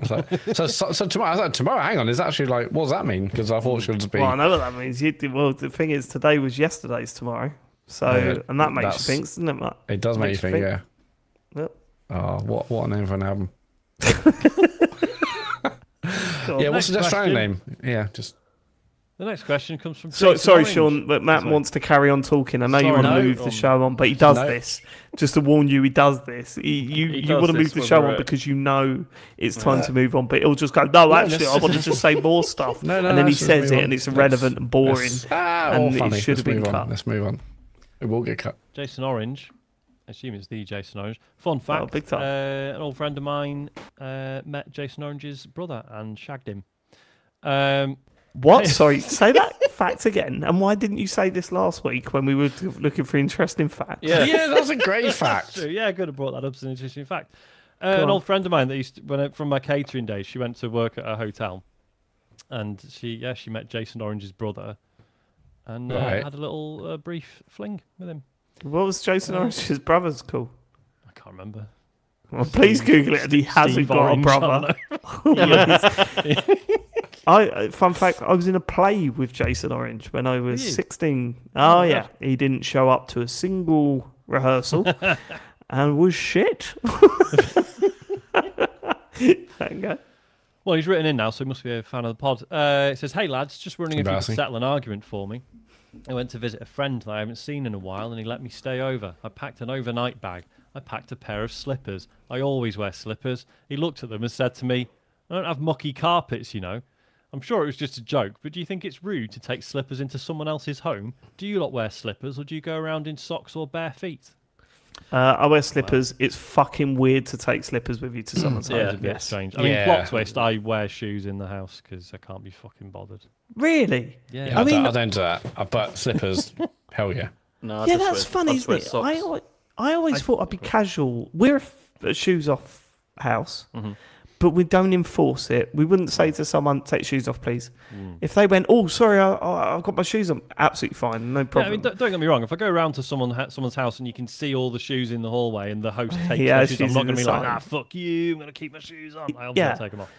But I am kind of, like, if it's rented, I always take shoes off. Just a pro tip. Yeah. If they're renting stuff, take your fucking shoes off because, you know what I mean? Yeah. But like, yeah, taking slippers, man, is a very strange thing. Isn't it depends how long you're going to be there for. If it's one night, if it's a week, and you love your slippers, doesn't matter. You get cold feet. Oh no, maybe you have like an issue with like your circulation down there, and like you need slippers. I think one night, no. If it's a week, maybe you're for whatever reason, I'm staying there for a week. Yeah, sure. Bring some more home comforts. But yeah, if a mate called me and said, I really want to bring my slippers, is that okay? I'd go, yes, but But if they just got them out of the bag Yeah. and put them on, I'd think that's weird. I mean, in some ways, it is polite. So obviously it's summer now and it's very warm and I'm not wearing slippers. But if I have worn like some shoes with no socks and if Been a long day. yeah, The dogs are barking. And if I'm then going to someone's house, I'm like, oh man, well I don't want to take my shoes off. I haven't got any socks, so I don't know. It's like, so I do kind of see what you mean, but it feels like a bit much for me. And I'm Where's a slipper man. socks then? Where's socks? Well, no, but some shoes aren't going to look good with socks. See, I don't. Oh, I you don't don't, like. you don't fuck, wear mate. shoes with no socks, do you? Well, no, there's one particular type of shoe where you can see at the top of, Crocs. Crocs. no, they're kind of like brogues, but they're kind of slip-on brogues. I know what you're talking about. Yeah, boat shoes, I think they're called. Yeah, but They're you can called see boat you can see the shoes. top of my foot. No, they're not boat. They're like boat shoes, but they're not ones with the classic kind of thread of the Oh, leather mate, laces. if you're going to say no to all the fucking shoe types, at least know I what the know fucking one- shoes I called. I one would Matt say means, I yeah, would call them technically slip-on brogues. Anyway, you can there's holes for ventilation there. You can see the top of my foot. Oh, no way am I wearing a fucking sock on that. It'll look a joke. And even if I wear like tiny socks, I'm not doing it. Those are no sock shoes. I don't think I would actually wear the shoe with ventilation on top. Well, That's they're weird. great for summer. Well, it's just a slip-on brogue. It's lovely. I'm not wearing a slip-on See, I- brogue I with just- ventilation mate. valves on them. See, I've tried with slippers before, but I just don't like them. I like to stick with the socks because I like the option of being able to slide around if I want to as well, and you can't do that. with Oh yeah, no, you can't really. Yeah, you're See, right. I did treat myself. I'm just saying, to guys, a some link new- to the shoes I've got, and you can judge. Those are 100% no sock shoes. All right. I did treat myself to some new slippers over winter, and they like generate fucking static electricity. So every time I go to open the back door, I'm like, fuck me. Did you get them from Temu or whatever? No, well, Amazon. So Oh, Matt, basically, they're yes. horrific. Matt, you're not wearing them, are you? They're horrific. Them with like For a those little, of you- a little knitted polo vest and like a nice pair of shorts. Hell yeah! For those of you, that want to picture the shoes that Matt has put. I don't think I into the can. chat. I know every time I They try and look like post something in this something chat, my it says I got gran used logged to in even wear. though I'm already logged in. So fuck Okay, that. all right, but just to explain, they're the shoes that Chandler was wearing when the knife fell on his foot and he lost a toe. Yeah, they're those. they're just slip-on loafers. They're nice, made, little, you know. Well, they're made of wicker. Yeah, they're nice. I mean, I wouldn't Alright. everywhere, but depending on the venue you're going to, that's like a nice little summer slip-on, a little bit smart on a trainer. Anyway, no socks for them. Okay. There you go, Jason Orange. There's your what was the answer. question? I was thinking this the other day. When you go around someone's house, you're staying for 1, maybe 2 nights. What do you expect? Like, what do you think? Do you take toothpaste? Do you take your own yeah. toothpaste? Definitely. Toothpaste, toothbrush, always take those. You yeah. take everything. I don't know. Well, like yeah, that. obviously You take the a toothbrush. toothbrush, you psychopath. You don't know. I use But what I'm yours. saying is that I don't know if I would necessarily. I do take toothpaste, but there is part of me that's kind of thinking they That's could up to lend them. me a little sliver of up to them. toothpaste, can't Are they? they going to notice? Okay, here's a question: do you I'd take a always- towel with you to a friend's house? No. No. You expect the towel, right? Yeah. That's something you would expect when you get. Yeah, I mean, wouldn't be like, that's on me. I probably should do. Where's my towel? Where's I my used towel? to bathe. No, but in part of your head, you're like, when I go for a shower in the morning, I'm Yeah, I'll expecting just there assume to be a there'll be towel one for in me. the bathroom. or- So, same Yeah. with pillows and stuff, Yeah. right? You expect Yeah, them to yeah. have a pillow. Yeah, and I was just like, what about shower gel? Yeah, No, Are I- you I taking a agree. whole? Are you taking a whole pot of shower gel with you to a friend's house, or Yeah, are you yeah, thinking they because probably I- got a bit of links on the side? I'll just whack that on. Well, because in my house, like I'm the only one who uses my shower gel, so I might as well bring it. Do you know what I mean? Like no one's missing out. Right, If I okay. take it with me. So Is this because I Condom? use your shower gel on the weekend? yeah, Jack? you, So were you what's that? taking notes when we came round and you just Yeah, like, it's No, just because I no, use no, your no, shower no. gel on the No, weekend, I'm David, not and now thinking- you're like, no, you're like, no. actually, I'm going to mention on tonight because he used more than one. He fucking hammered that shower gel. Absolutely not. Right. I like All right. genuinely when Funny it people came come up around, I'm not judging. I'm thinking about me and when I go around people's places, and what should I be bringing and what shouldn't I be bringing. So, is your next question going to be toilet paper? Do you bring your own? You joke, but you questioned bringing a toothbrush earlier, James. So that sort of falls. How did I question it? I just said, of course you would take a toothbrush. That's not questioning it. That's confirming the fact that of course you would do no that. one was asking. That's the thing. I know, but sometimes by confirming you have to just confirm it. It's like, I'll bring like my own underwear and cool. Exactly. I didn't do that. No one asked. Why I didn't do that. Maybe they didn't, but it's still a useful bit of information that has been added to the conversation. I don't know if it has. Yeah, I think if you're going to a mate's house, I'll bring everything, not towel. But often that's like it's a space thing. If I had the space, then maybe I would. But generally, I'll bring everything else apart from the towel. To a mate's.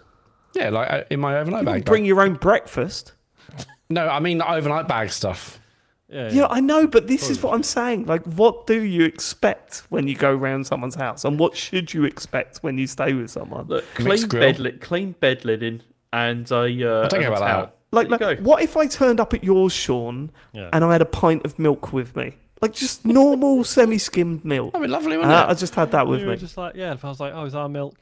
Not good I enough. got my own coffee machine out of my bag. I mean, I'd be like, well done to you if you like your coffee the way you like it. I don't want to be a burden, right? No, but is there part of you that's a bit like, well, that's weird. David's bought his own coffee machine and milk. I think coffee machine is weird. Yeah, I'll be honest. I think if that would be like, okay, you have really taken to the next level here. But, I mean, if you've made a point beforehand to be like, mate, I've got this new coffee machine. It's sick, and I'm going to. I'm like a real barista now. Yeah. And Sean goes, well, actually, I was a barista, and we have to go through that whole process again of listening to. Yeah, okay. So I didn't bring enough, David, is what you're saying this weekend. No, you were fine. I wasn't judging anyone like that. Had nothing to do with it. It's just what was it? It was. Was it the wicker slippers he brought with him? Slip-on brogues, mate. Yeah, Loafers. No, it wasn't. No, I can't remember. I think I was brushing my teeth, and when you just brushing your teeth is the most boring thing in the world, isn't it? And that's where I do most of my thinking for the day. I think in those 2 minutes, I sit there waiting for the buzzing to stop to let me know that. It's tedious. If I could find a way to not have to brush my teeth anymore, I would take it. And I think I remember just brushing my teeth a couple of days ago, thinking, should I be taking toothpaste to people's houses when I go, or can I expect a little dab of toothpaste when I get there? Yeah, toothpaste feels more personal, so I would not. I would take my own always there. Why personal? I don't know. Do you know? But I'm a bum. Do you know what's funny? About 15 minutes talking about this. I know, we could talk about what fucking Death Stranding 2, not this twat. Yeah, but that was getting fucking more boring. And also, I guarantee we get way more feedback on this than we do the Death Stranding 2. Yeah, but feedback doesn't determine the quality of a conversation. No, this is the Discord now for a week. Yeah. Right, let's move on. Lee says, can we get an update on the Wookiee tattoo? Has anyone seen it or made a comment on it? Any regrets? No regrets. I mean, I often do genuinely forget I've got it. And I look down like, not that it makes me jump. I'm like, oh yeah, there's literally a Wookiee on my thigh here. But no regrets. I love it. I want another tattoo. I'm just waiting for, more money to get them. No regrets. I mean, that sounds like a regret. No. I'm trying to think how I phrase this. Is this bonus show material, Matt? No, basically, it's a story about Man of the Night, Matt Murray. Yeah, possibly. I haven't had to explain it to someone new. Let me say that. But I think when I do, it'd be like, okay, explain the backstory, because when that thing comes out, I'm talking about a tattoo. It could be an issue, right? What you got an issue, David? Yeah, I didn't follow a word of that. What? No. Okay. Okay, let's move on. Okay, if you're taking all your clothes off in front of someone else, right? If you're taking all your clothes off in front of someone else, right? Just imagine that for a start. Or man, doesn't matter. Here you go, 2025, mate. Everyone who has that oh my gosh, it's not have started this. Brilliant. So there's one thing I don't want to do right now is move on. So let's stick on this. Okay, we can carry on. How do I?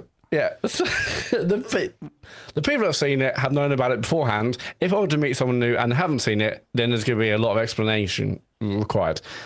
So far, all good. Okay, all good. Yeah, but no, I love a tattoo. I love a tattoo still.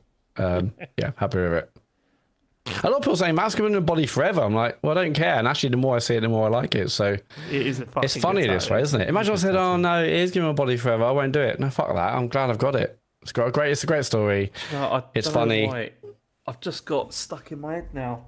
Like the image of like Matt slowly taking his clothes off, and then like, but also What, slowly?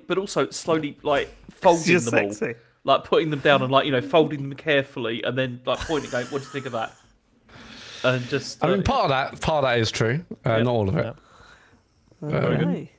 All right, the next question comes from Clegg, who says, weird cue for the show that's been in my head. With so many big stars being outed as bigots, conspiracy theorists, or worse, people seem to be shifting their loyalty towards smaller creators who feel more relatable and trustworthy. Do you ever feel the pressure of this to always be on the right side of current debates and give the answers that listeners think they know you would have? Nah. not really. No, because we'll be tying ourselves up that way, won't it? Just say what you think's right. Yeah, I think couldn't you give a shit about that. I definitely- don't give a fuck anymore. Doing podcasts, you quickly become aware of how easily you can disappoint people if you Yeah. do say things that are a bit ignorant or whatever. I don't think, I've never sort of consciously been like, oh, here's a new situation, better make sure I've got the right take on it for the show. I think no, we fuck just are that. who we are. Yeah. And we get things wrong. I think the main thing is that we're quite happy to get things wrong and be corrected on it, and we'll listen. Yeah, that's And the there are right thing to times- do. Yeah. Yeah, there are times where people correct us on that, and I think, oh no, I think I was still right, so that's fine. And there are times where we've been corrected on stuff, and I've gone, yeah, shit, you're absolutely right. I'm wrong about that, and I think that is how it should be. But I know what you mean. There's a lot of content creators out there that say things that they feel they should be saying, and I just find that, I don't know. I find that those sort of people, you can see them tie themselves in knots way easier than 'cause people that just don't, that are happy to make mistakes and learn from them. And when I say mistakes, I mean genuine, ignorance, not understanding something, misjudging something like that, and not just coming out with just hate speech because they've forgotten the mic was on. Yeah. There's so different. And certainly, like you see scenario. certain creators, naming no names, who very obviously cynically just go like, oh, I think I'll make, I'll get more headlines by being woke one week and then being a shithead later. Like some people very cynically do this stuff, and I don't think they mean a single thing they say in either direction. I think it is just attention seeking for some people. Well, this is it, and all I'll say, and I don't know if this defends us well enough or what, right?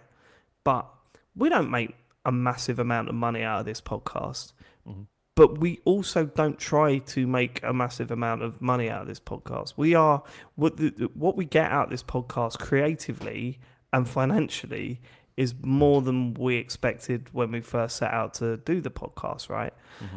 More people listen than we ever thought they did, and more people engaged, and more people sign up to our Patreon, and I feel we all enjoy putting this show together more than we ever imagined that we'd actually do. And I don't feel that I need to do anything different to try and get a bigger audience, because I don't feel we really need to aim for that. Like I'm not sitting here going, right, how do we make more cash? How do we reach a wider audience? In fact, actually, I'm quite happy where we're at. We're doing what we enjoy doing, and getting a little bit of pocket money out of it, and also just getting to chat to each other every week. So I think for people to be going down that road, they've got an aim to try and expand and get bigger and stuff like that. But I don't know, not us, apart from Matt. Apart from Matt, he wants to get bigger. Well, you always want to get bigger, don't you? Hell yeah, I'm yeah. not saying that you're a racist. No, I was going to say, what exactly are you saying? No, I definitely want this podcast to be bigger. Yeah, that wasn't what I was saying. Yeah, I know. But what I'm saying is that I don't know. We're not. We don't need to try, I think, is my point. Yeah, and I think sometimes when you see people who are maybe cynically, maybe not, maybe just think it's how things are done, but people who are playing the game and they've clearly got an ambition to be at a certain place, And you see some of the stuff they do to do that, and you think, yeah, I couldn't do that. I couldn't be like, 100%. hey guys, it's a fucking sponsor, or yeah, obviously we've had sponsorships in the past. Not having a go at people who do sponsorships and stuff. I just sometimes it's clear their heart's not in it, and they're just like, oh well, this is how you fucking get bigger, isn't it? And I'm happy to not do some of those things. I've just texted your name, Sean. Oh, if yeah. you could. Obviously, we're not going to do that on the pod. Yeah. There we go. Yeah. Okay. Yeah, I definitely feel pressure to not to say it one way or another, but actually to say something in general. Like there's always things to be said, and you can always do more with certain political kind of things happening in the world. Someone's like, I probably should say something, but then it just feels weak and like, what me saying it isn't going to really change anything. And I think I'm not going to say something just because I feel like everyone else is saying it, so I've got to say something. So that's going to feel really, Yeah, you worry about being tokenistic, don't you? Yeah, exactly. I was so there's lots of things I probably should have said more, said it earlier, and I didn't. But so I think there is that, and I feel that a lot. I'm like, okay, but I need to make sure I'm saying it for the right reasons. And also, I'm worried about, even if I feel informed, but I was like, well, actually, you don't know about that, they did, dickhead. I'm like, well, fucking hell. I wanted to try and raise awareness. Now I've done this wrong. Someone says that, I'm like, I don't want to say the wrong thing and offend the wrong people, even if I believe in it. Do I feel strong enough? Does it feel fake if I say it? So I think there's that constantly. But what I think then, right, is, and this sounds totally wanky, right? This sounds like a total fucking knobhead. But when you're feeling like that, maybe it's more important to just fucking listen rather than to weigh in. Well, that's what I do, and not post it. And then I'm like, oh fuck, should I have said something about this ages ago? And I didn't. I'll tell you that. With most things that come up in the world, I'm like, also, who gives a fuck what I think about any of this stuff? No one.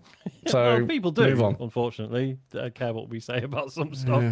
Yeah. I mean just me. Sometimes, like you say, you worry about being tokenistic, but actually, sometimes just giving a nod to a certain cause or whatever can make a lot of people feel, perhaps more welcome or safer. I don't know. It's tough. Okay. Right, one more question. Sorry, one last question from Pete Zer. He says, "Hi lads, I'm noticing more and more podcasts. More and more podcasts are uploading the video version of their pods to Spotify. You guys obviously record your video and pop it on YouTube, Twitch, etc. But do you think you'll ever upload it to Spotify too? I'm primarily an audio listener, but do venture over to the YouTube version or watch live from time to time." Yeah, I've been monitoring this. Yeah. Go on, David, you got a view? The answer's no, right? Because there's two versions of the show. We're a podcast first, right? That's we Matt might correct me here. He knows more about the technical side of things than I do, but we made a decision that we are podcast that first, and sometimes we need to edit the show, right? If you watch on YouTube, you know that there'll be moments where something happens and we have to stop, and then we go off air for a little bit, and that's all left into the YouTube version, and because we record it live on Twitch, right? So we just take the stuff from Twitch and put it on YouTube, and that's the YouTube show. But I still think it's important. I think if we were to do that on Spotify, we would have to upload the audio version of the YouTube show, which I don't want to do. That'd be rough. I just want the and there's not many edits, and in some weeks there's no edits. But I think for the main part, I think the sound quality is better the way we do it for the main podcast, and also it gets rid of the bits where we're sitting about going, all right, well, Matt's coming back soon in a minute. And then that horrible bit where we do the whole, where were we? I know where we are. Right, hold on. Good point, Matt. But listen, it's all that stuff that we edit down and chop out and stuff. So. And again, if we had other ambitions, maybe we would be like, right, fuck it, it's a video show now. Like, it's on TikTok. And we sort of talked about doing some of that stuff as long as it doesn't take any effort, really. But I think we always see this as like an audio product first. And, we've said before how when we first started doing stuff on Twitch, we tried to make it a bit more visual, but it just wasn't worth the effort. No, it basically. wasn't Like, working. It is an audio podcast first. There is a video of the recording of the audio show. You know. Yeah, I think a few things. I mean, I've been monitoring this because I thought that'd be great. We're already recording the videos. We're already uploading to YouTube. Why wouldn't we put it on Spotify? I looked into it when they announced it. I was like, okay, cool. I'll do it. And I'm like, okay, feels like I've got to do it manually. Don't really want to be doing that manually.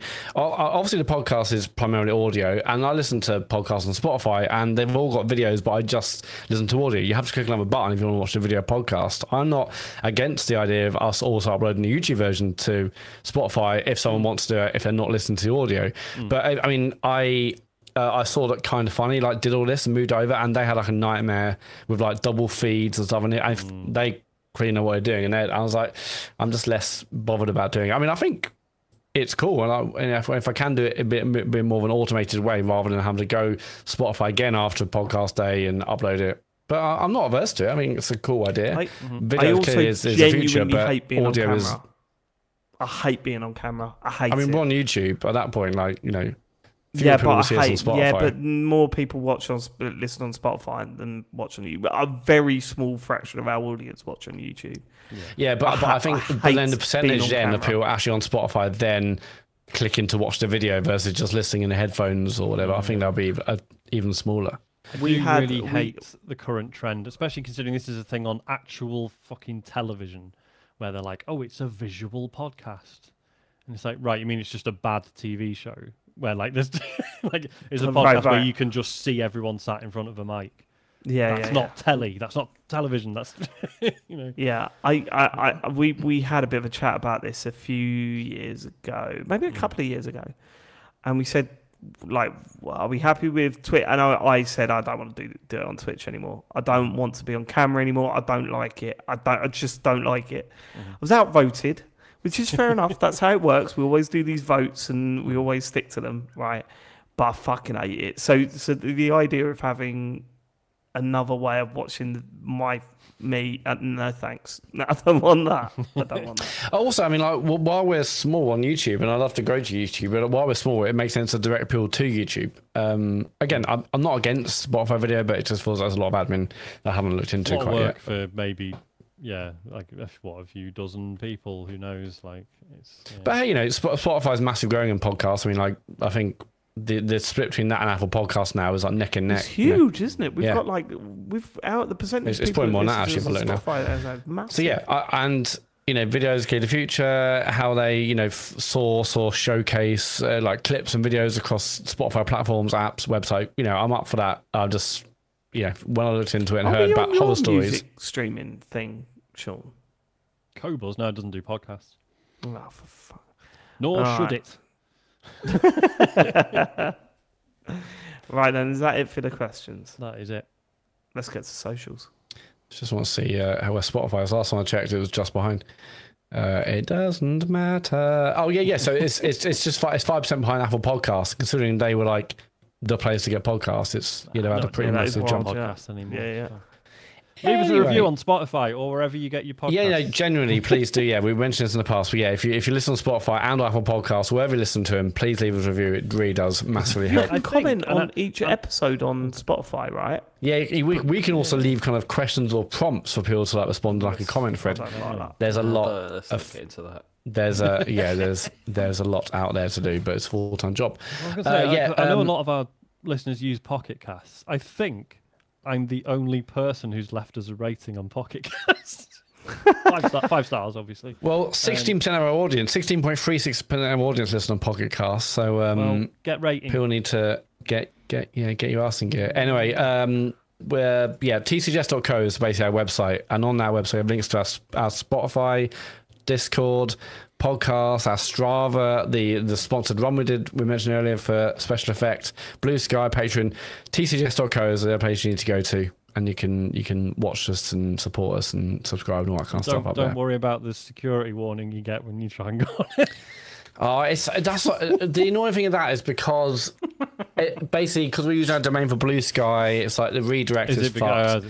It's like if we move the Blue Sky stuff, it'd be fine.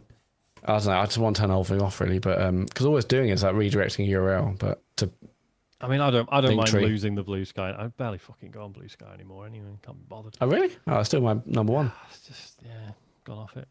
You back on Whole Twitter? thing. Back No, on X? fuck no. I'm not going to name him. Dave will guess. I've got one friend who still sends me X links, and every time I'm just like, mate, come on now. No, I know. If I have to go on there for a football thing, it feels so bad. It's not like, oh, I haven't been here for a while. It's like, get me off. I mean, not get me off. Although you do see a lot of porn on there, so that's why it's a terrible platform. Get me off. Is that it for everything? Socials? Just literally did them. It's just done them, yeah. Just done the socials. I wasn't listening. And you're the I host. was looking. I thought you were going to text me a name. I've not had anything, so I'm just going to... Oh, we know who it is. Okay, all right. I'll text you the name, I think. Ready? Are you ready? Are you ready maybe to I say should yes? host. Are you ready to say got yes? it in one. There. Well done. Got it in one. Easy. Thank you so much for living it. We will catch you next week for some more video game chit chat. Donkey Kong. Donkey Kong next week or this Very week. exciting. Remember those? On a Thursday as well. Yeah. That's it. We're talking retro gaming next week. We'll catch you then. Take care, everyone. We love you. Goodbye. Goodbye. Bye. Goodbye.